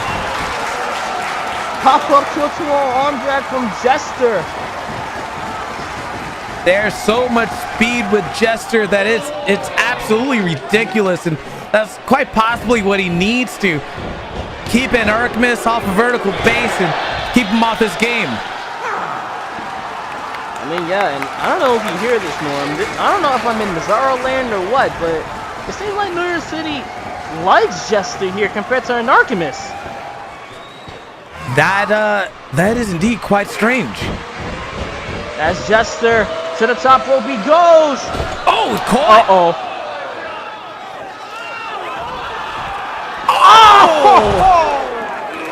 Jesus Christ! Just like the last match we just saw, Jester getting tossed into the ring post. I was gonna say, what is it with God throwing people's backs into a ring post? Oh! And now into the apron. Jeez. And now an Artemis insists that the referee counts a bit fast, as he feels like Jester is out for the count. 3, 4. My goodness. Well, as you mentioned earlier, you know, crowd on the side of Jester. As we heard the boos just kind of ring out here, and look at the fans trying to coast him back to vertical bases here. He's up on the apron, and he falls into the ring. Just at the last second. As an Artemis staying on offense right here. Jesus. That no mercy attitude an Artemis always shows, no matter who he goes up against. Frisco, Ryoma, this man right here. An Artemis, as we come to know out of him over the years, this man is a monster in this ring. Oh my God. Oh, look at that bruise on the side of Jester. I wouldn't be surprised if it was from that backstage play, right from the apron. Oh my God, and look at an Artemis working that bruised side right there, just tosses him aside like a piece of trash. Yeah, tossing him around like a goddamn doll. You know, and Artemis has just been kind of playing villain here during this matchup here. And he continues his assault. Because Jester is usually the man who has a trick up his sleeve or two. And right now, this is interesting to see Jester being on the opposite side of things.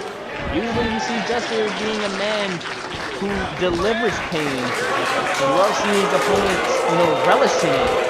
But now, it's odd-putting seeing Jester on the opposite ends of things. My God.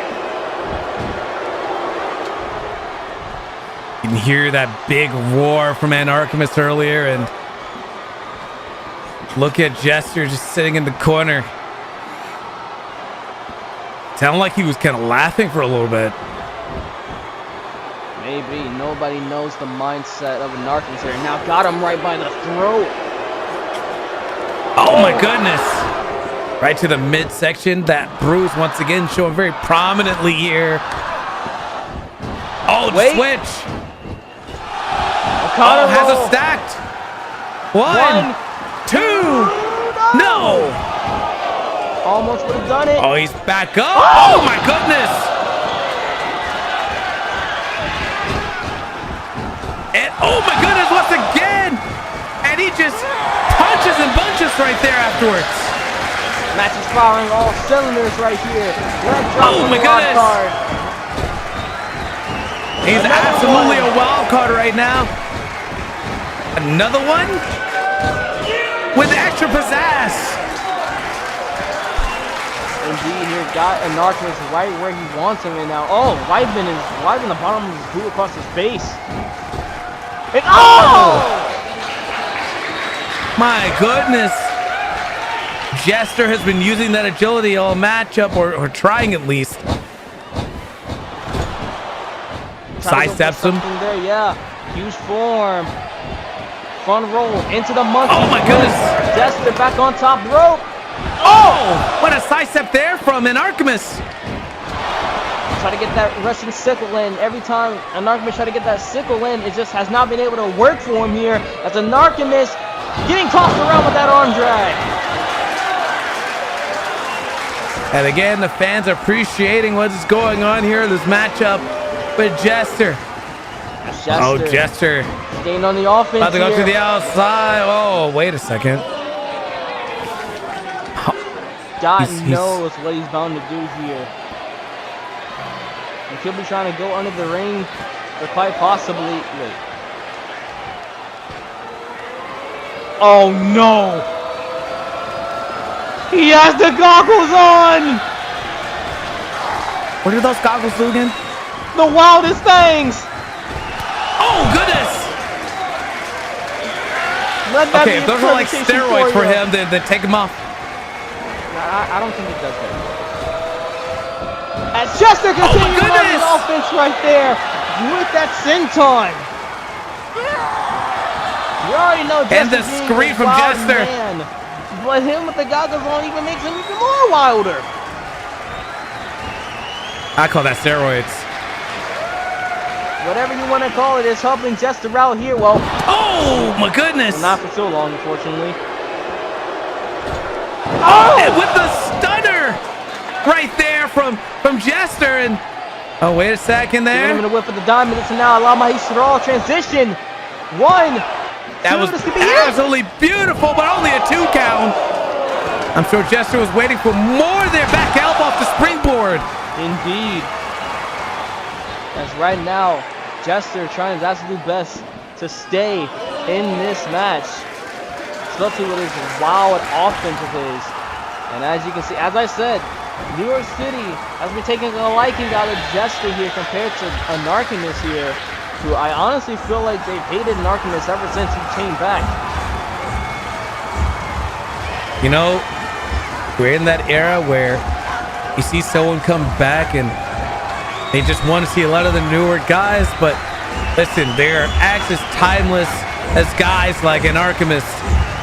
As we saw earlier with Hellagri, guy who's been around here for a while. My goodness! Face first! Massive sickle right to the corner! No, the face wash! I wouldn't be surprised if those goggles were broken off after that face wash. Jesus. Man wants to take the goggles right off of Jester.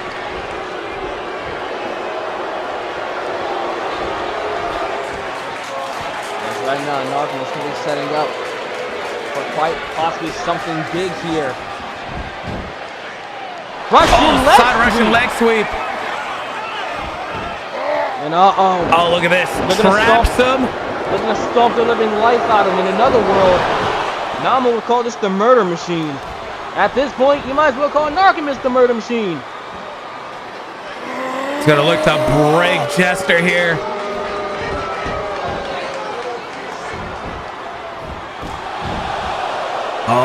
Oh my goodness! He may have ended up playing himself like an accordion. He got him in an accordion rack, locked in the center of the ring with no place to go. And just wrenching in there too. We already know that Jester has a bruise on his body there that's been worked feverishly. And you can see that bruise getting worse and worse as the match goes on. And look at him holding on, stomping down right on that midsection. Indeed, and Artemis is looking to exploit that little blemish on. Oh my God, look at the strength there. Look at the strength of Artemis. Easily lifting him from the ground, but he's able to get out of it. Oh God. All the damage that Jester has taken during this matchup, taking a toll right there, and then Artemis is going to take advantage. Oh, right to a back suplex. The more this match continues on, Norm, this is getting hard to watch. Even as a commentator like myself, you can't help but admit, in Artemis, every time he steps into the ring, it's just absolutely brutal. Oh, look at this. Oh! That corner is exposed. And then Artemis. Oh God. What does he have in plan here for Jester? With that corner exposed right there. Oh God, is he gonna drop him on it? I think he's trying to.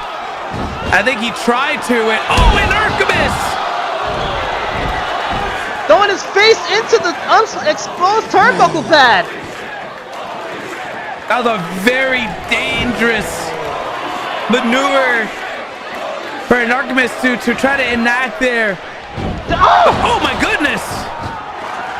Going after quite possibly the damaged eye of an Artemis here, as Jester is unleashing heck on top of an Artemis. Pushes him off there. Had enough. Able to counter. Or has he? As Jester continuing on the unrelentless offense right here. Oh my goodness! The Hurricanrana stacks him up. Two. No, oh, countered. Uh-oh. Powerbomb has him up here. No. Oh, good. 1, 2. No.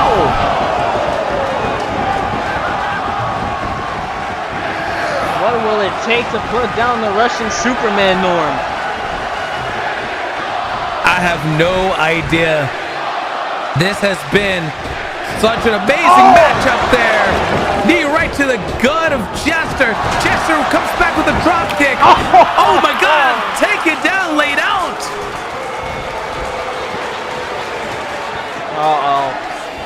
He already You can see it again. This time in full display. Russian sickle, wait! No, guillotine locked in by Jester. Got him right where he wants him. It doesn't help. He already has that tape on his neck. So given how he's doing this, quite possibly making things worse for an Artemis. Yeah, this is a very dangerous situation to be in for him. His neck is injured. Right now taking good advantage of that disadvantage that an Artemis has. Still has that guillotine locked in despite the front roll that he had to do as an Artemis quite possibly tried to get out of it here. Oh, he's going up.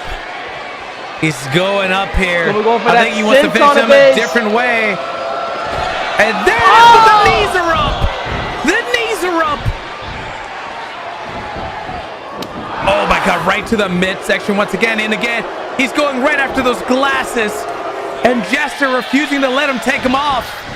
I mean, who can blame him? Oh my goodness. I mean, who can blame him? I mean, Jester's goggles have been helping him out with this whole match. So I wouldn't be surprised if Artemis is trying his absolute best to take those dang glasses off. Oh, look at the knees, by the way, to Jester. I think he's cracked. Yeah, I think he cracked one of the lenses. Also cracked his on those teeth patented too. glasses. Oh my God, you ever seen a toothless smile? Well, there's Jester with one. Yeah, it's very nasty. Like this match, Jesus Christ. This has turned into a car wreck real fast, Norm. Absolute brutality from Artemis. Russian hammer. 1, 2, 3.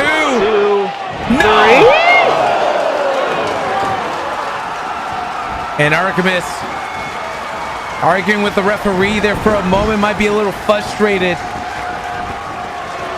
And once again, going for those glasses and finally takes them off. Oh! German suplex to follow up after.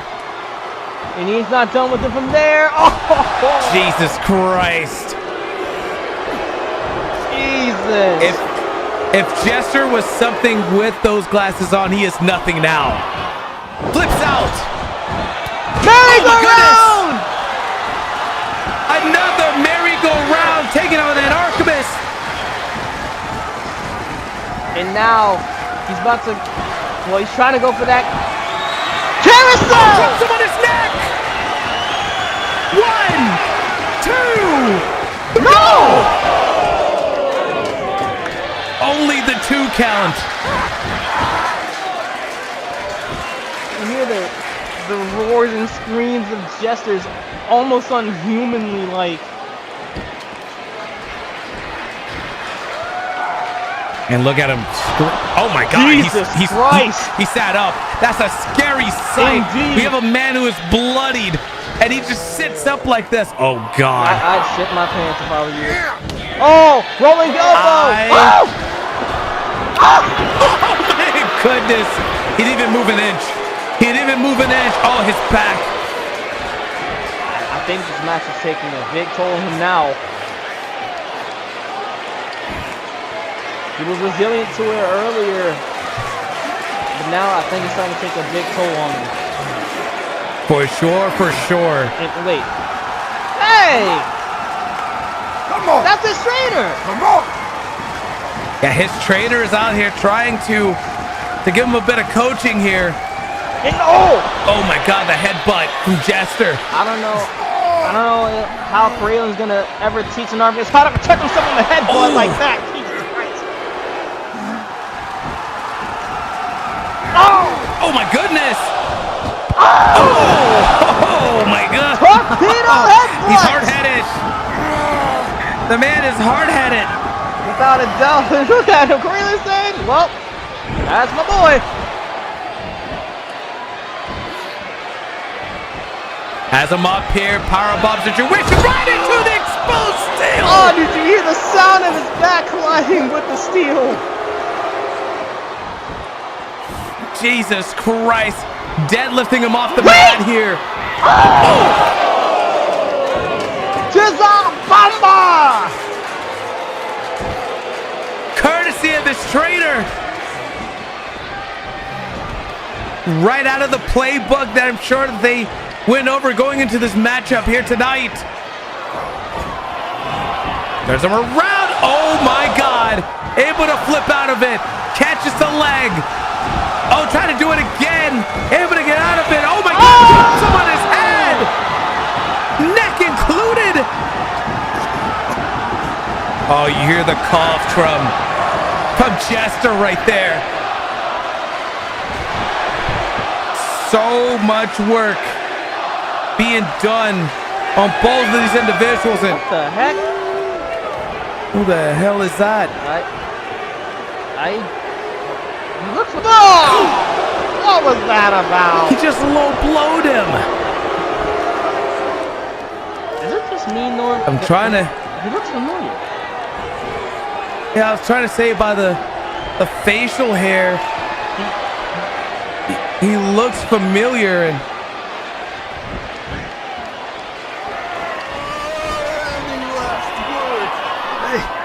Wait, did you hear him?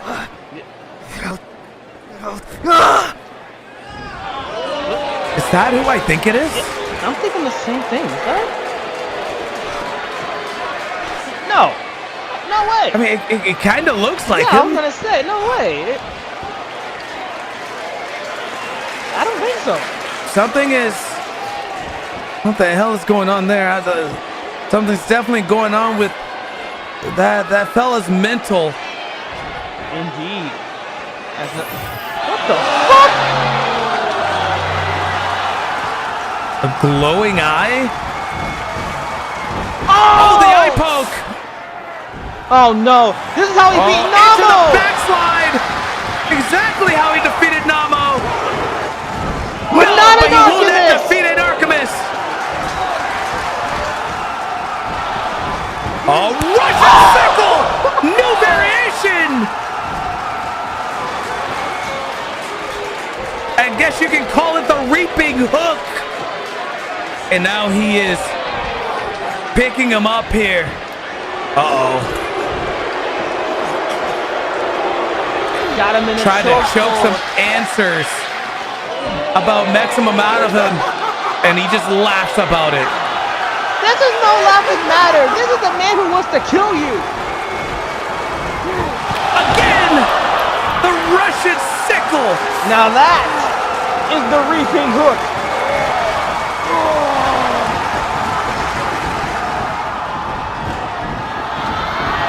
Alien driver!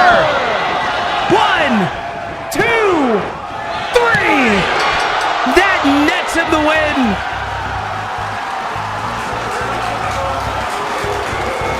And Artemis going through every emotion in this matchup, throwing Jester around like a rag doll,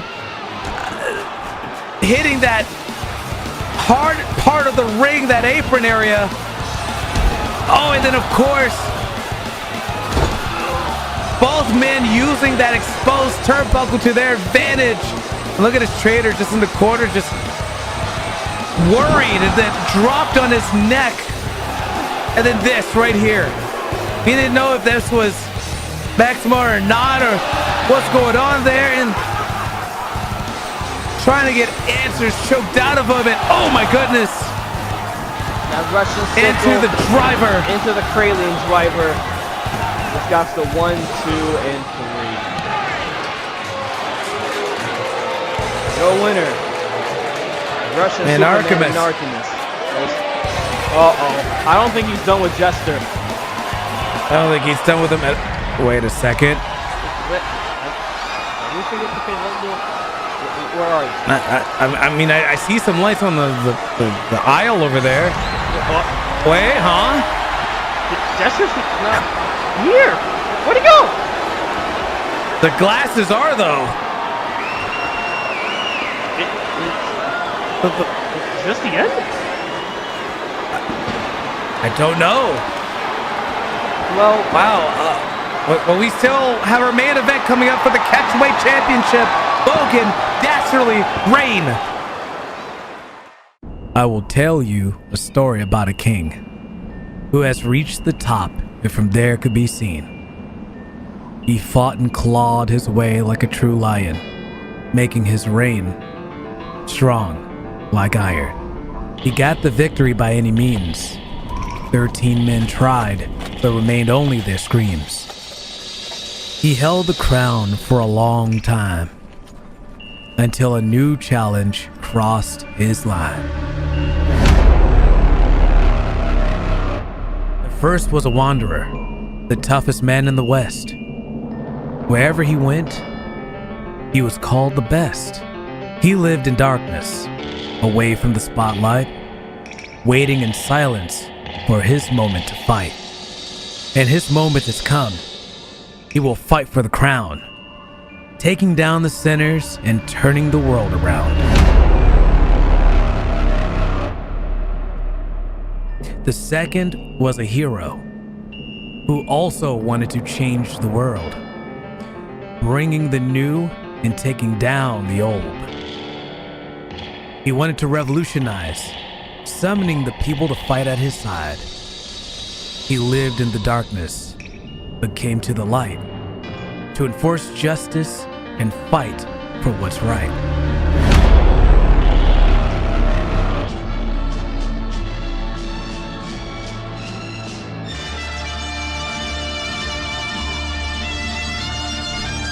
The entire time that I've been in this industry, I have never claimed to be a saint. I've done some downright dirty shit. In this industry, I've ended careers. I've altered lives.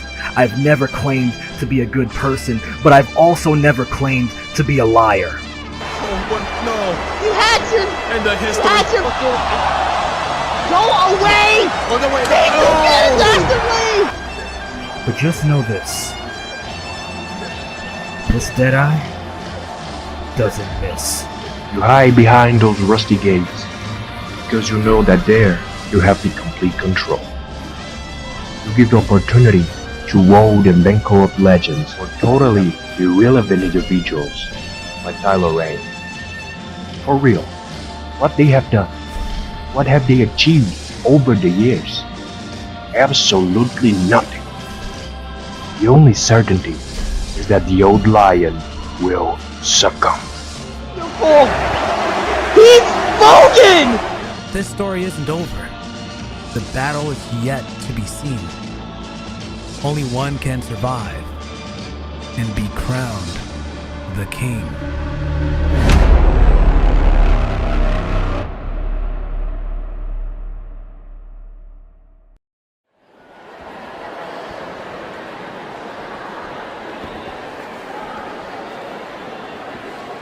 Here we have the tell of the tape here. Vogan at 25 with his finisher, the chicken wing. About to get some words from the wonderful. The day have finally come. The day we change this business for good. The day we break the monopoly of the so-called legends. Today will forever be remembered as the day of the revolution. And we got here together. I am just a representation of the frustrations of the fans and of the new generation. So tonight, when the ref counts 1, 2, 3 and that bell rings, it's not me who is going to be holding that title. It's us.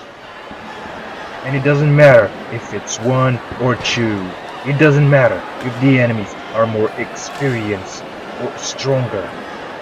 Tonight, we will be victorious. So, if you want changes in this business, if you want to give chances to those who really deserve it, if you want a revolution, if you are with me, put your hands on the screen and let's win this title together.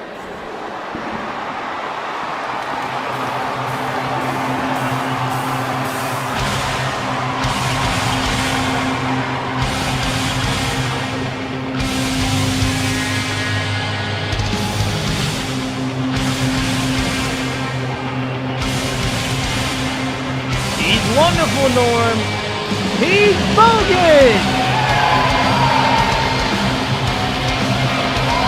And he is repping New York to the fullest as he makes his way out here for this very important triple threat matchup against the Shin Jedi No Ace, the Leo Ultimatum Darren Dastardly, and Tyrane.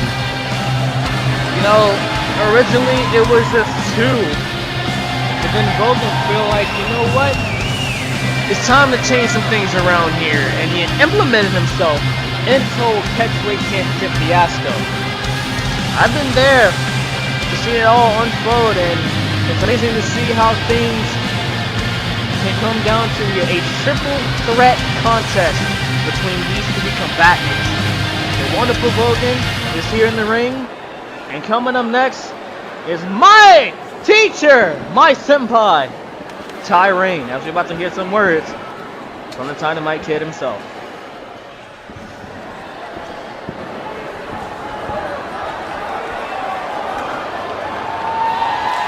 It was some time ago that I stood in the middle of a squared circle of BDG soil and I stuck my flag in the ground because I told the world that I wanted a revolution. I told the world that I refused to allow Darren Dastardly and Mr. Price to repaint this industry in their image.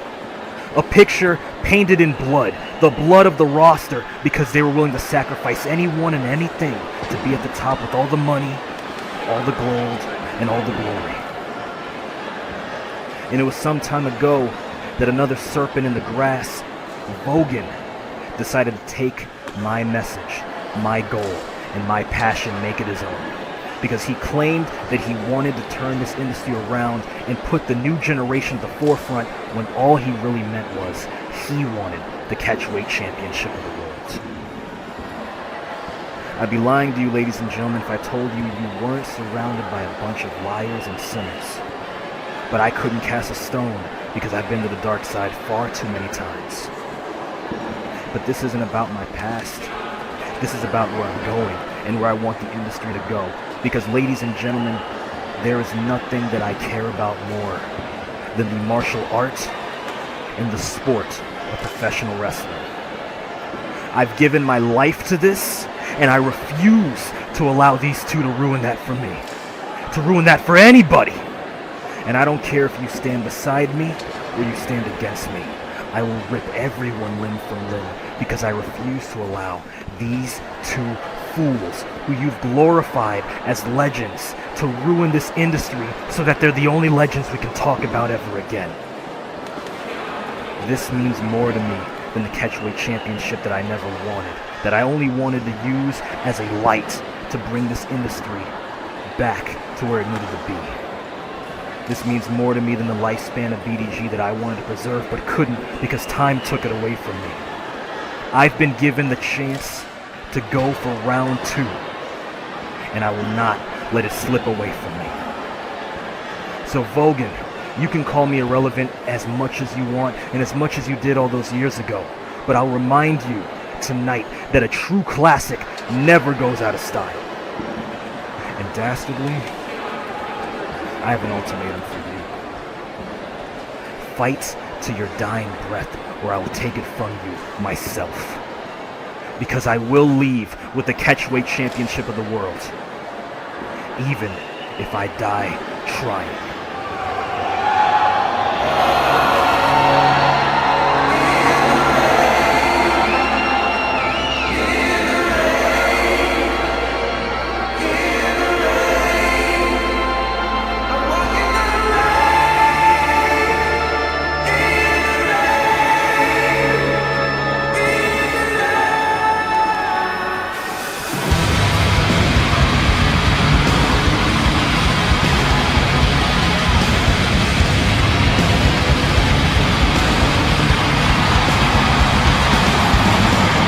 There he is, Tyrain, a man who honestly, I feel like he's been overlooked by many people. Many people feel like he doesn't deserve to even be in a situation here. Some people feel like he doesn't even deserve to even be a part of Arcadia.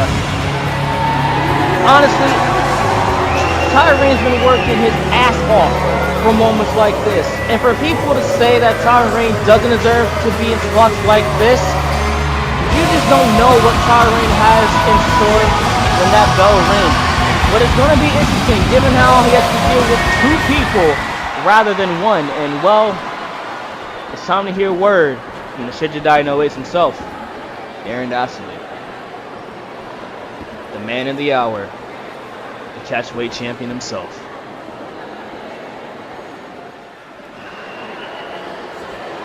You feel that? You feel the energy in the arena?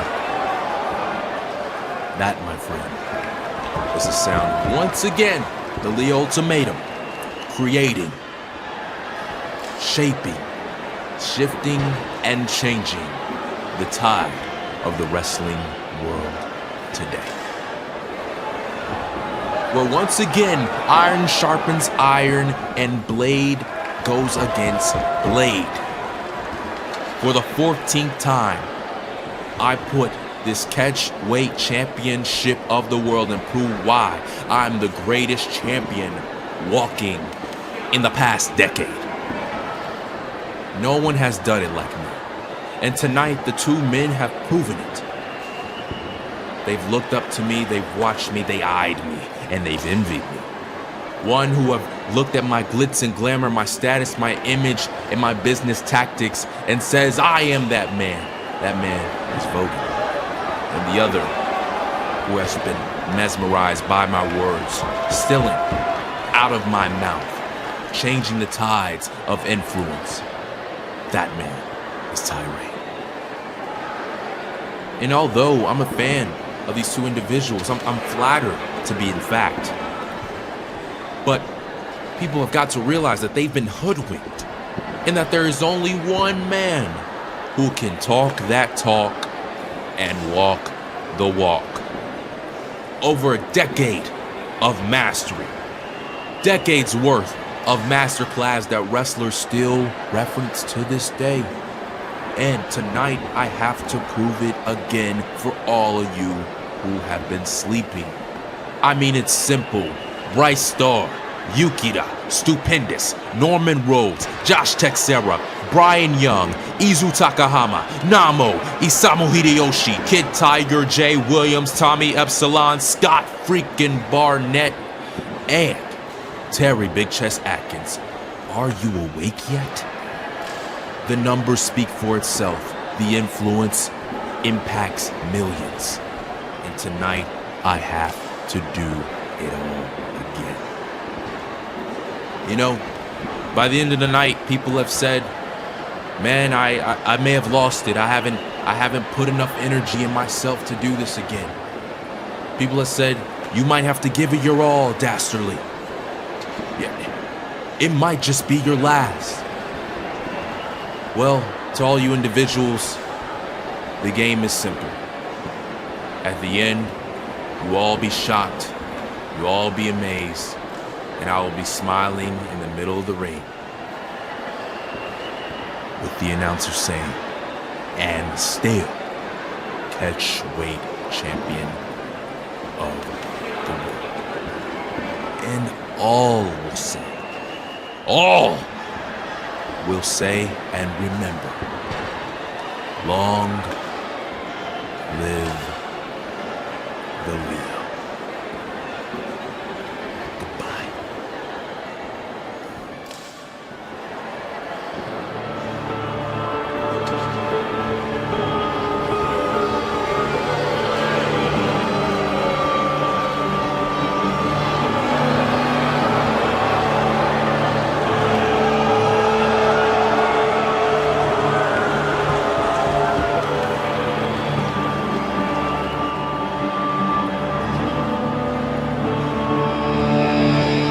Unfortunately, Mr. Getting It Done isn't doing this, but since we don't need that goofball anymore, I'm gonna do it.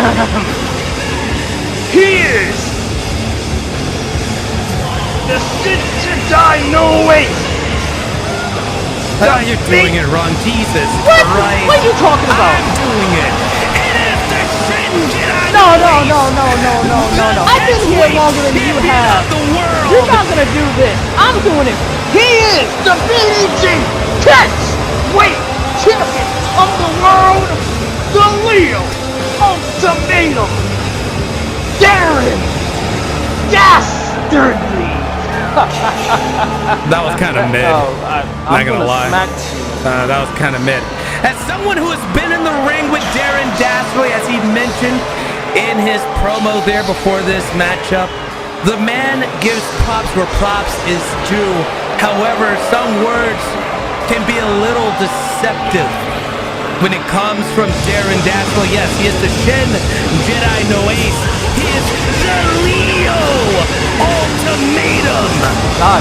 And he is currently the catchweight champion, beating the likes of so many names that he listed off, including myself. Yeah, does it leave a little salt in the wound? Yes, but it's not about me. It's about these two individuals who have to step in the ring with the Lion himself. A man who has made his way through opponents, through any means necessary, and sometimes through just being the best in the ring at what he does. And we're going to see that in this main event here tonight. This match is set for 1 fall. Introducing the first challenger.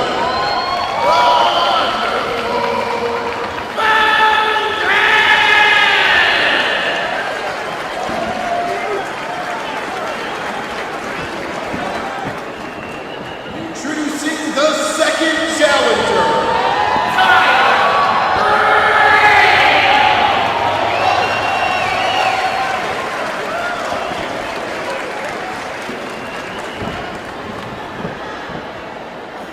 Introducing the reigning, defending, catchweight champion of the world, the Ultimatum,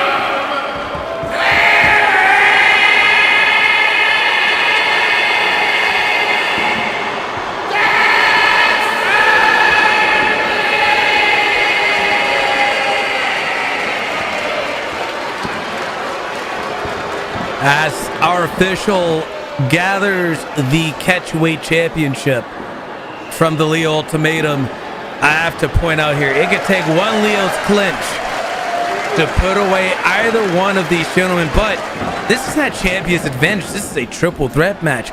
All rules are out of the window, but all pinfalls and submissions must count inside the ring.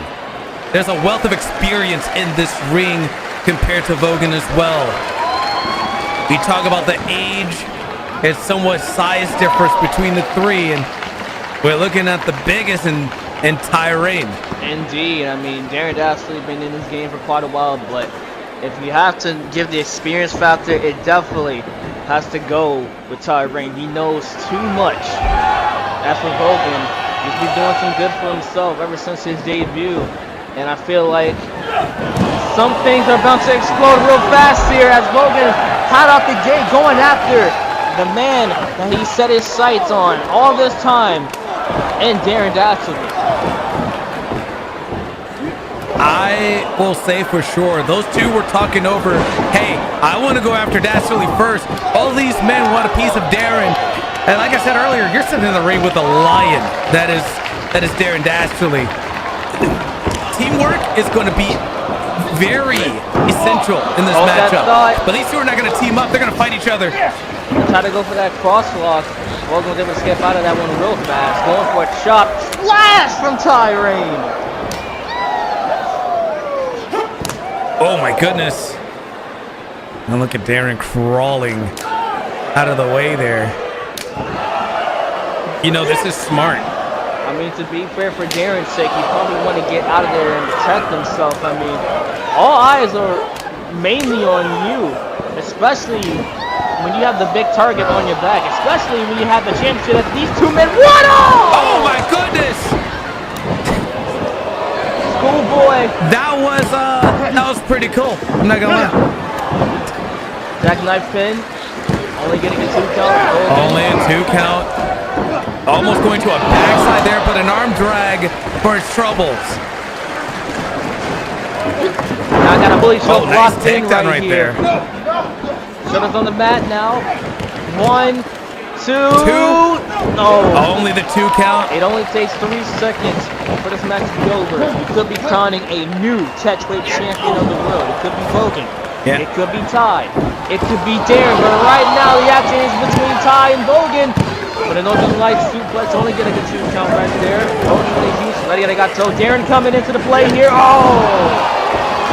And Darren's right back in the ring, as you just said there. That lariat taking down Vogan, going straight to Tyrion to work on him first. Oh my God, what a forearm right there. And I mentioned earlier, you know, this is not in favor of the champion. He doesn't have to be pinned in this matchup to lose that belt. Oh, look at this. Skinning the cat there Vogan was doing. And now Tyrion being worked on once again by Darren Dastardly as he's hitting the midsection. There's one thing you have to give Ty the credit for is that, as I said, he's very experienced. He's traveled all around the world. He has seen too much. He's known too much. He's a grappler at best. He's a striker at heart. And oh my goodness, Vogan! That's not gonna matter taking anymore. out Tyrion, pulling down that rope. And I feel like this is what everyone wants to see, the big money match between these two. Yeah. As Vogan try to go for that Hollywood lariat. Oh! That happening there. Enziguri, right to the arm. That's only a prelude for the end. Not quite the Enziguri that we would expect from Darren. Try to go for a lighter knee, only get caught.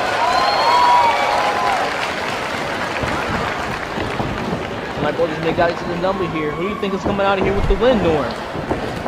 You know, it's hard to tell in this matchup. You want to go with experience, obviously, with guys like Darren and Tyrion in this matchup, but Vogan could be the upset pick here.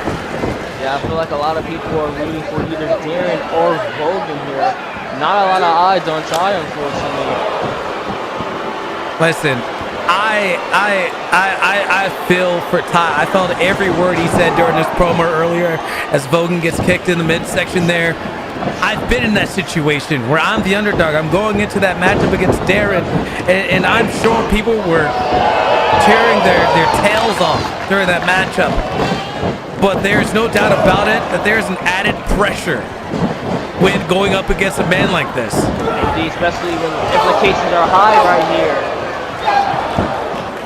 And even higher because now you're not fighting just one guy, you're fighting two. Indeed. Vogan throwing, I was gonna say, Vogan throwing Darren off the ropes, catching him at last second off the rope. And, oh, look at that! Catching Darren when he least expected it here. As Vogan now got him in a suplex position here, vertical. And, oh, look at that! No matter what Ty does, Vogan's still gonna be able to do it. Well, not until now. Not only was he able to chop block that injured knee there of Vogan. Remember, Vogan had that injury back from when he faced Snuvens. Indeed, you'd have to think that injury is still nagging him to this day. But Vogan wouldn't miss this for the world. He's looking to make the best of it here. And oh my goodness, just threw him. Crotch lift suplex right there from Vogan. Showcasing that amateur wrestling background of his. Look at the leg there. 1, 2. The kick out by Ty. I want to talk about Vogan for a second. You know, we used to know Vogan as a very arrogant, a very cocky man here. I mean, hats off to him. I mean, he has the skills, he has the matches to showcase it all here. Now, heck, even ever since the Adrenaline Monkey Championship tournament happened, as he will be taking on Namo later on in the year, I feel like Vogan he's confident enough in himself that he's looking to change the wrestling world for the greater good. He feels like he's the leader of the revolution. He feels like he's the leader of the future. And I feel like if he were to win this match, it's a big if. If he were to win this match, then that can definitely be the set in stone. Beating a man who has such legacy held onto that championship, that is the catchweight championship. Oh, trying to go for that. Oh, dropkick Darren as well. A 2 for 2 for Tyrion, and the catchweight champion rolls back to the outside. The action continues just to be Ty and Vogan right now. Side headlock takedown right there as Darren trying to pick up his stalking on the outside there. Yeah, trying to find his spots here. Honestly, it's smart. It worked for him, especially someone as sneaky as Darren. I mentioned it earlier. Sometimes it can be a bit devious. My God! Drop kicking Darren off the apron as Tyrain transitions right back to the headlock. Listen, when you've had to watch a man like Dastardly work for so long, you got to pick up a few things and roundabout fair play. Darren Dastardly doing the same that Tyrain did earlier. What a flat line right there by Vogan.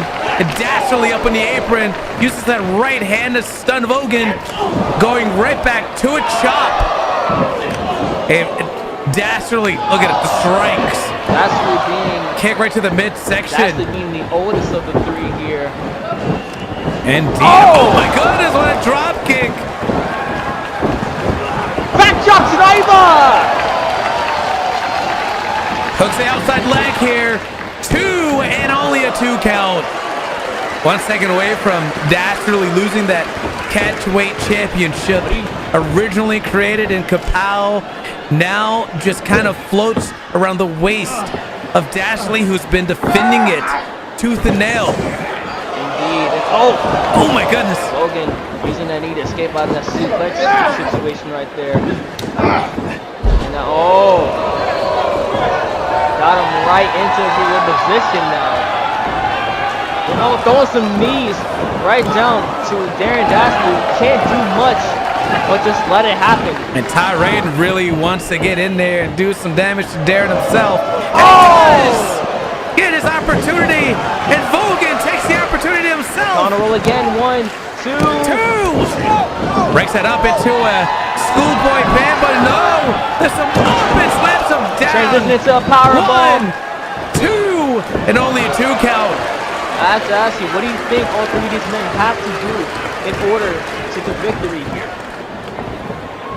Well, in terms of the champion, he just has to make sure none of these two other guys have pin each other to take his championship away. He wants to be as involved in the decision as possible in terms of retaining the belt.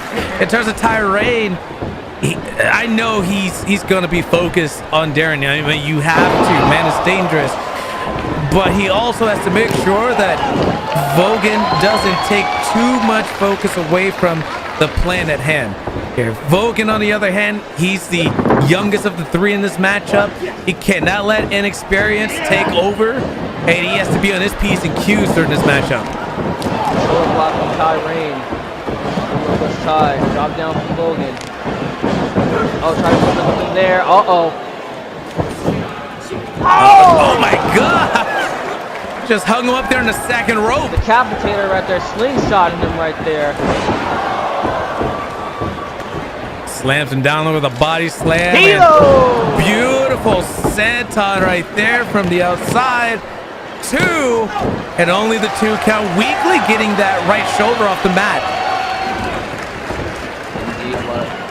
Indeed, without a doubt. As ladies and gentlemen, this is all for the catchweight championship right here. For those who are just tuning in, the stakes going to be even more higher than it already is here. As Tyrain, Carl Foster try to go for something huge here. And wait, suplex to Tyrain's zone, brainbuster wrap, no! Oh, German suplex right there. 1, 2, and only a 2 count. That's continues only right here. It's 1 fall to the finish here. Anything can really happen here between these three men. You know, I do have to mention here one other thing with Vogan. We talked about that left knee injury. He's had one for a while. It's lingered. Snoovin's made it worse with an attack. And we see, I think I saw Darren get up there. Might be able to break this up, but it doesn't matter as he kicks out. And, oh, look at that. The extra distraction from Darren. Sunset 1, flip, 2. Oh, turns it over. 1, and only a 1 count. It's Tyrain. 1, 2, only a 2. So many pin attempts here in such a short amount of time. And there we go. Oh, small package. You were saying it. 2. Only getting a 2 count. Oh. Victory roll from Dastardly. There we go, another one. 1, 2. All getting a 2 count. Oh, going. Takes Vogan out of the equation for the time being. Oh, Chapter Look at Black. that hook to the Chapter arm Black. there. No. No. Try to go for that Fisherman Buster. Try to go for a Liger knee pipe possibly. Catch the boot. Darren. Try to go for a Dastardly DT. Tyrain punching the gut of Dastardly. Tyrain with some more slashes. Darren with a chop. Oh, there's another chop there. Oh my God. It's dangerous when you see two men chopping each other in half, but both men's chops hurts like heck. I don't want to be chopping in like that. I know that much. Well, I don't wrestle, so that wouldn't happen to me. And Vogan coming into the play here, and well, I feel like he wants the attention to himself now. Well, that's so wonderful right there, and both men.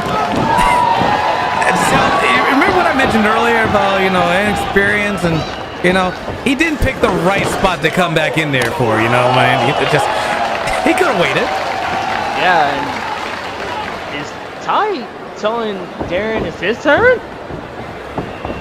Yeah, it looks like, you know, earlier it was a double team on Dastardly, now a double team on Vogan. Seems like they're looking to toy with Vogan's back right here for as long as they please. The only thing Vogan can do is just accept it. Right now, just these two with spinal similar taps. backgrounds here, coming together for one equal cause. No, not the Catchweight Championship, just to torture Vogan. And Vogan's like, no, stop. Okay. Oh my God. Well, I mean, that was a clear message right there. Indeed. Of course, the fans behind Tyrain as the hometown boyo. 2 and only a 2. Try to go for a victory roll there. Could have got the 3 count right there. Now small package of his Another own. one. Only one count. Only one count that time, yeah. Dastardly up to his feet now. And now, oh no. Oh, Shade the Sean O'Reilly with this crossface. Just another opponent on the road of destruction that Dastardly has left. Big chop by Tyrain sends him to the corner.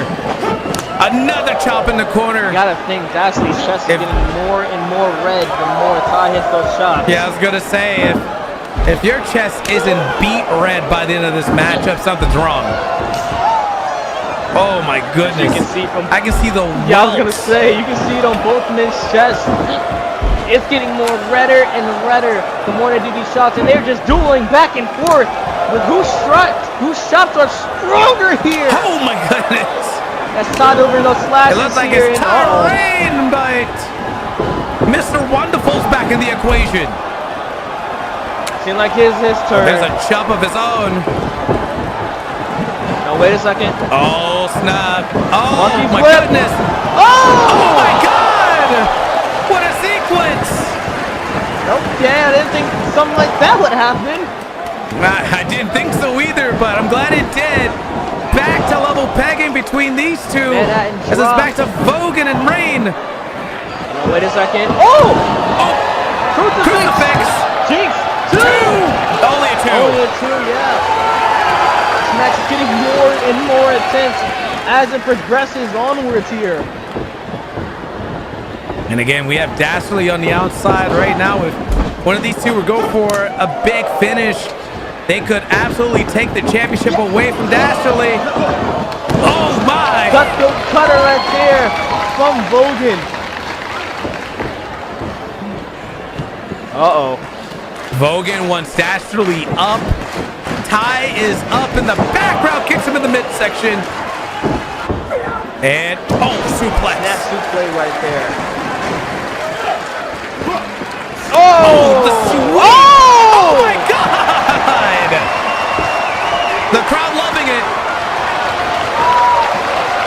I mean, the crowd is absolutely loving it. You gotta love it. It's a very intense match between three intense men who all want the same thing in mind, and that is the Catchweight Championship. For Vogan, hey, here's a hook of the leg here, only 2. For Vogan, he wants to be the leader of the new school. For Ty, another pin here. He just wants to kill the goddamn king. For Dastardly, He wants to make sure he leaves out of here still the longest reigning catchweight champion of the world, and the legacy that shall remain with it. Dastardly has been considered as a legend for his own right, and who can blame him? Dastardly has been doing good for himself ever since catching that catchweight championship. As Vogan, oh my God, letting Dastardly hit a leg drop on side, showcasing that strength of his. You know, I was talking about size advantage. We didn't talk about the strength that Vogan has in that frame of his. Yeah, I feel like Vogan can just lift up both these men and wouldn't have any strength. Yeah, at the same time. Yeah, at the same time. As Vogan threw it tie into Dastardly my goodness. with a scoop slam. Once again, showing off those muscles. The action continues on. Vogan going right after Dastardly here. It seemed like Vogan was being puppet mastered for a quick second there. As now Vogan paying his attention to the man he wanted originally, and that is Dastardly, delivering those knees into the corner.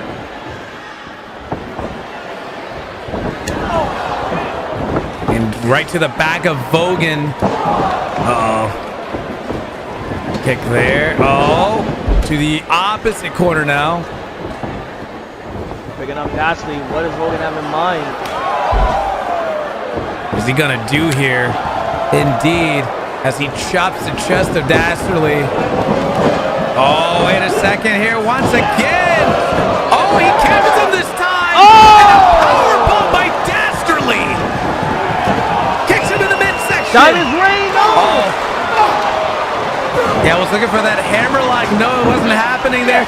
Speaking of which, I was gonna say, is he looking for what I think he's looking for here? But no. That is patented hammerlock submission.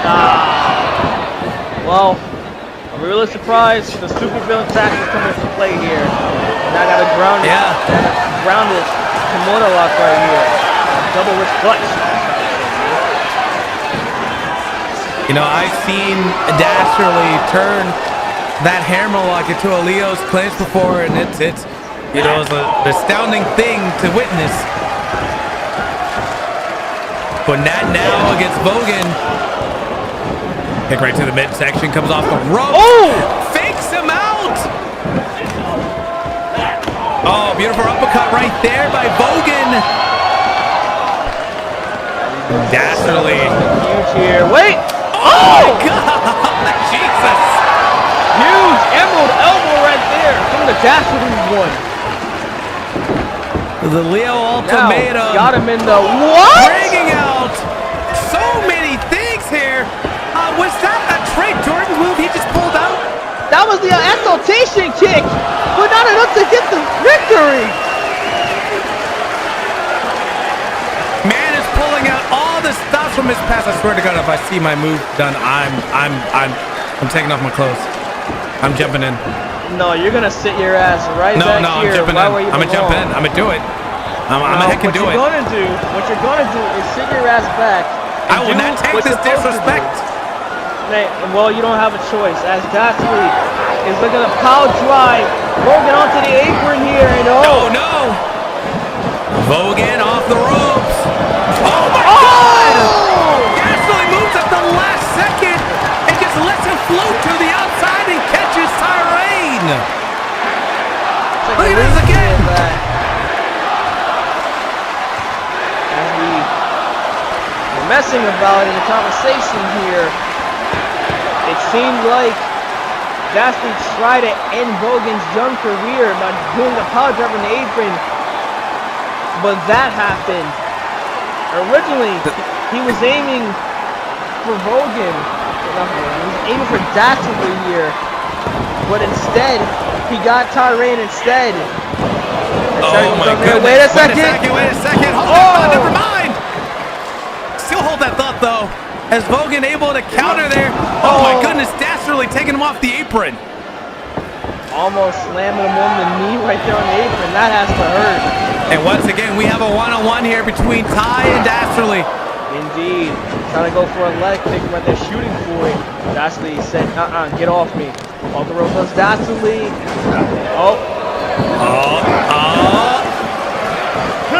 One of them looking for a hip toss, not happening. Skyday schoolboy transition. And now. Oh my God. Transition to an inverted figure 4. I like to call that the Star Killer. For a reason you don't know. As Tyrain got Dastardly in a very, very dangerous spot right here. Dastardly also has some injuries involving the knee. I mean, that's why he wears the brace. Where's that knee brace? Yeah. But that hasn't stopped Dastardly from becoming the absolute best wrestler in the game today. As Vogan looking to showcase why he's the best wrestler star of now. Tyrain switching things up on him. Went for a back suplex. Turns it into a German suplex now.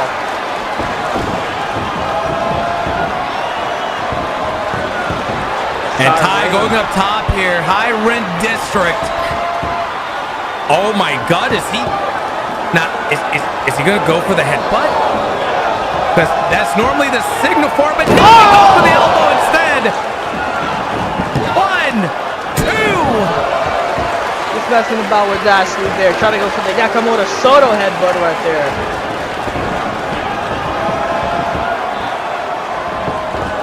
Yeah, signaled for it and everything. Decided to opt for the elbow drop. It could be very dangerous for head injury reasons. My God! Indeed, the scream from Vogan. Indeed, doing a headbutt like that is not good. I mean, especially the last match didn't tell you anything otherwise. As Vogan looking to go for a powerbomb right here. And Dastardly fighting out of it. Oh no! Has the underhook here.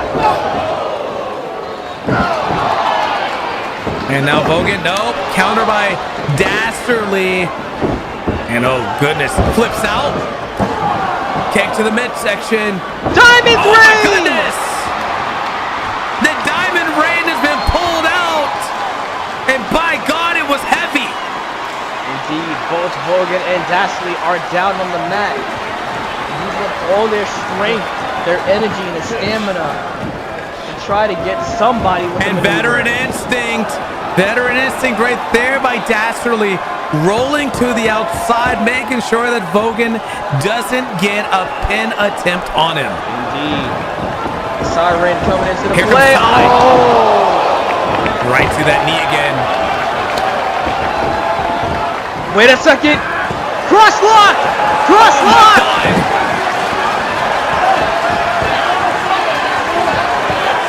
This could be it. Vogan is writhing in pain. That left knee, both knees at this point being worked. Dastardly trying to go and break it up. But he can't. Trying his absolute best. Vogan, don't do it. Don't tap out. Did you hear that? He told him don't do it. And Dastardly. Oh, and he breaks it up right there. Like as soon as he mixes the vertical bases. Wait a second, double under. Dastardly DDT! 2. No! Tyrain has a little bit left in the tank. I feel like Dastardly does not want Ty to be out here with the victory. You know what? It's not even Ty. It's not even Darren who doesn't want Ty to walk out here as champion. It's Mr. Price who doesn't want Ty to become champion. I mean, heck, he even applied a fine on Ty to make sure that Tyrain has no reason to continue going after Dastardly. And well, speaking of Dastardly, taking a piece out of the ring mat on the outside. And well, Norm, you've been in the ring longer than me. You know how this goes. It doesn't go very well at all. Especially with a man like Dastardly looking to inflict maximum damage here on Tyrain. Might be setting up for once again another Dastardly DDT, but fighting out of it, and Vogan coming from behind. Oh, wait a second here. Oh, Lord. Oh, no. No. Oh! Suplex on the exposed area.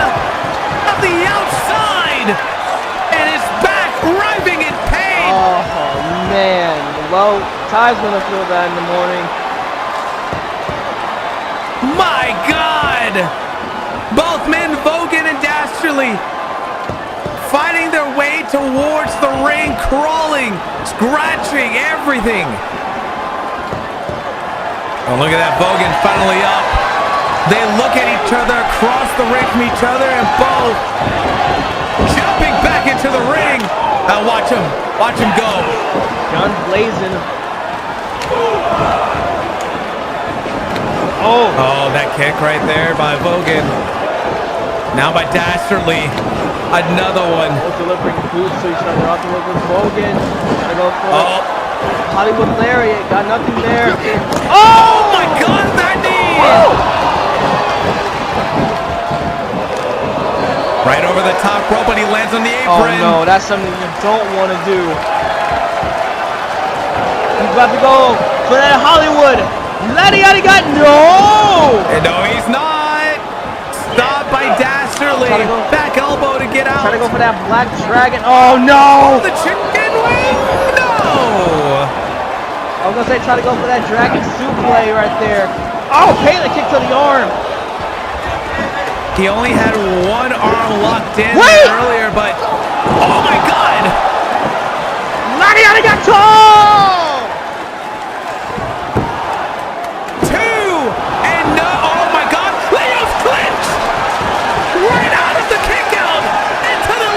I feel like you've been wanting to say that for the longest time, Norm, as Darren Dastardly does, has that very dangerous Leo's clinch in.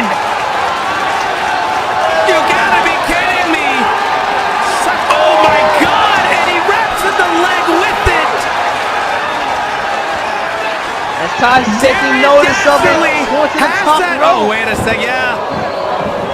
Oh, and I think Dastardly recognized it too! Able to cut off Tyrain at the crossroad. And this, dangerous in its own right, from the third and final rope.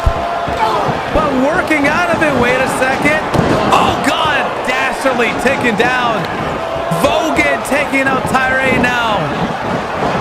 Oh my God. Oh my God. There's no way. Oh my God. The triple.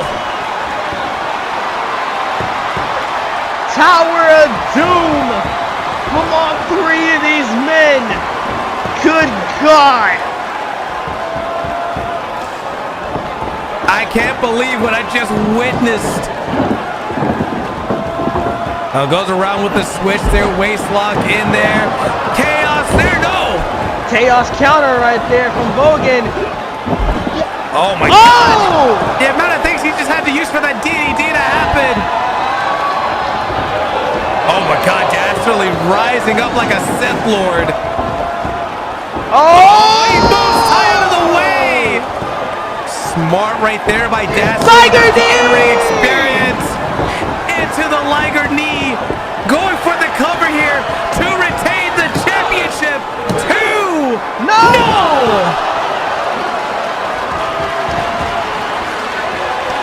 Darren Dastardly, 1 second away from retaining the catchweight championship of the world, and it doesn't happen.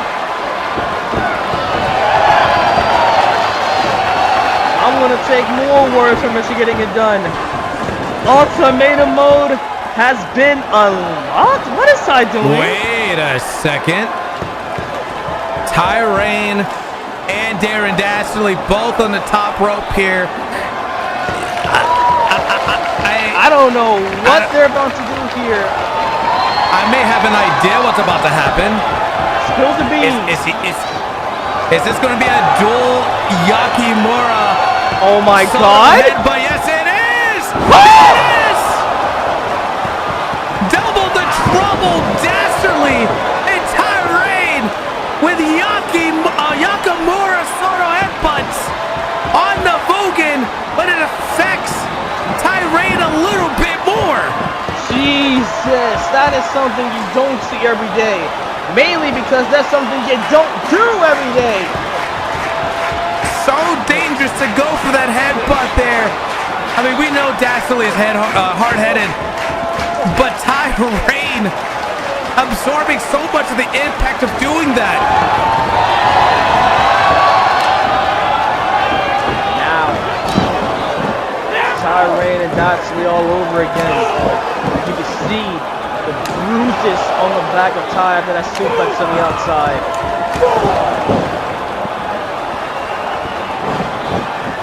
Off the ropes there. Dragon suplex! Oh my God! There's a dragon suplex, but no. Oh, he didn't even feel that. Oh, wanted to absorb it.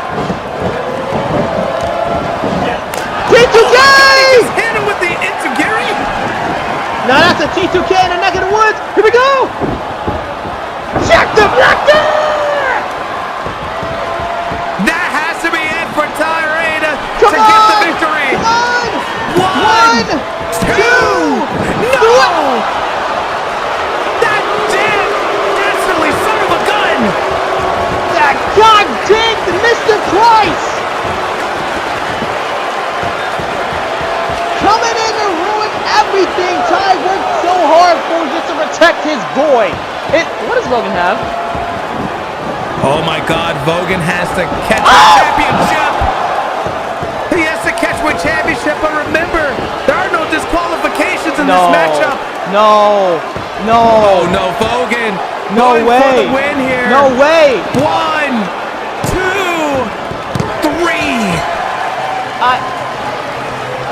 The long reign of Darren Dastardly ends with Vogan doing the most dastardly thing, no pun intended.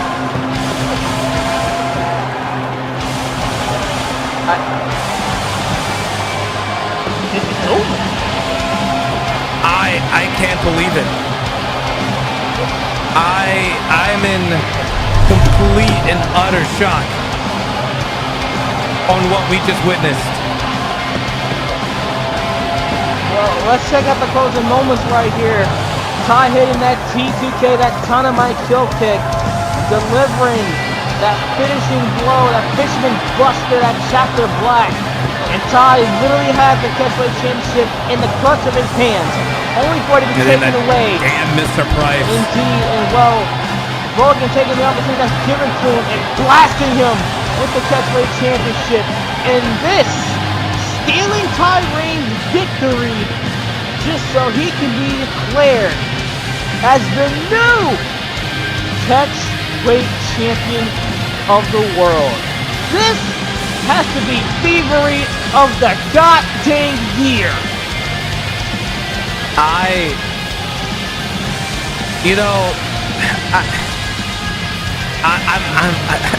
don't know what to say.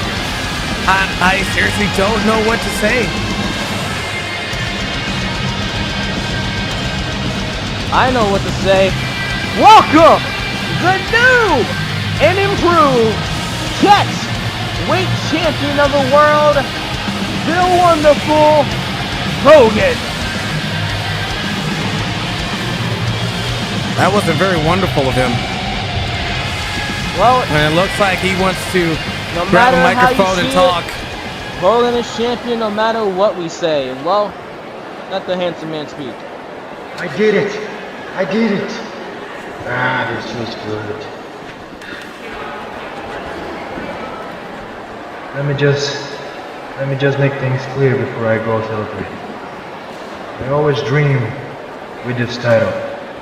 Since I started training, I long to one day hold this title, and tonight my dream came true. And I wouldn't be here if it wasn't for you guys. I was nobody in this business. I could make some good matches, but not enough to get the attention of Dastardly and maybe have a shot at the title. Until you guys helped me. You guys made a fuss that made Dastardly's ego shut up.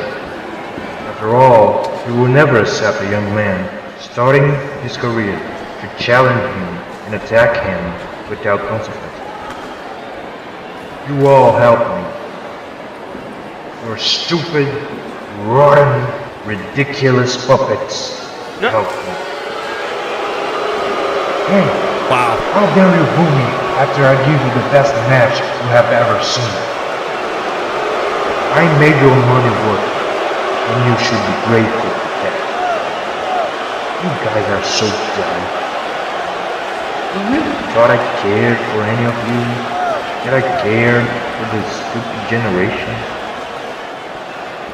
I don't give a fuck about any of them.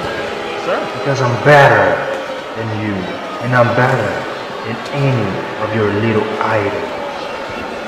I'm better than Namo, and Artemis, Jake Moore, Jester, all of them. And now, I just got the most prestigious title in the business to prove. I used you to get what I wanted, and now nothing can stop me. So you can boo me all you want, but nothing will change, because my reign is just starting, and you, my faithful subjects, will have to get used to it. Oh, and by the way, thank you, Mr. Price, for betting on me. You really are a man of fiction. The king's hand, ladies and gentlemen, Mr. Price. So, to any of you out there that wants a shot at my title, let me make this very clear. It will be under my circumstances, because I'm the king and I make the rules. I'm gonna be the greatest champion this business has ever seen, and I will write my name in the history. Right, I think that's enough. My faithful subjects, repeat with me the prophecy that I once foresaw, and tonight made come true. The king is dead. Long live the wonder. Despicable. We've been rude? Like a dang fiddle? Absolutely despicable.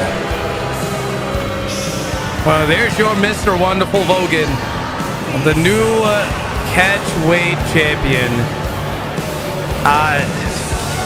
Thank you guys for watching. That will have to conclude Arcadia 4. And we're ending things off with a big bang as the wonderful Vogan making history as he is the new catchweight champion in the world. I've been the greatest commentator in the world. This has been Norman Rhodes. And we will see you all next time. Mando Pro Wrestling. Disgusting.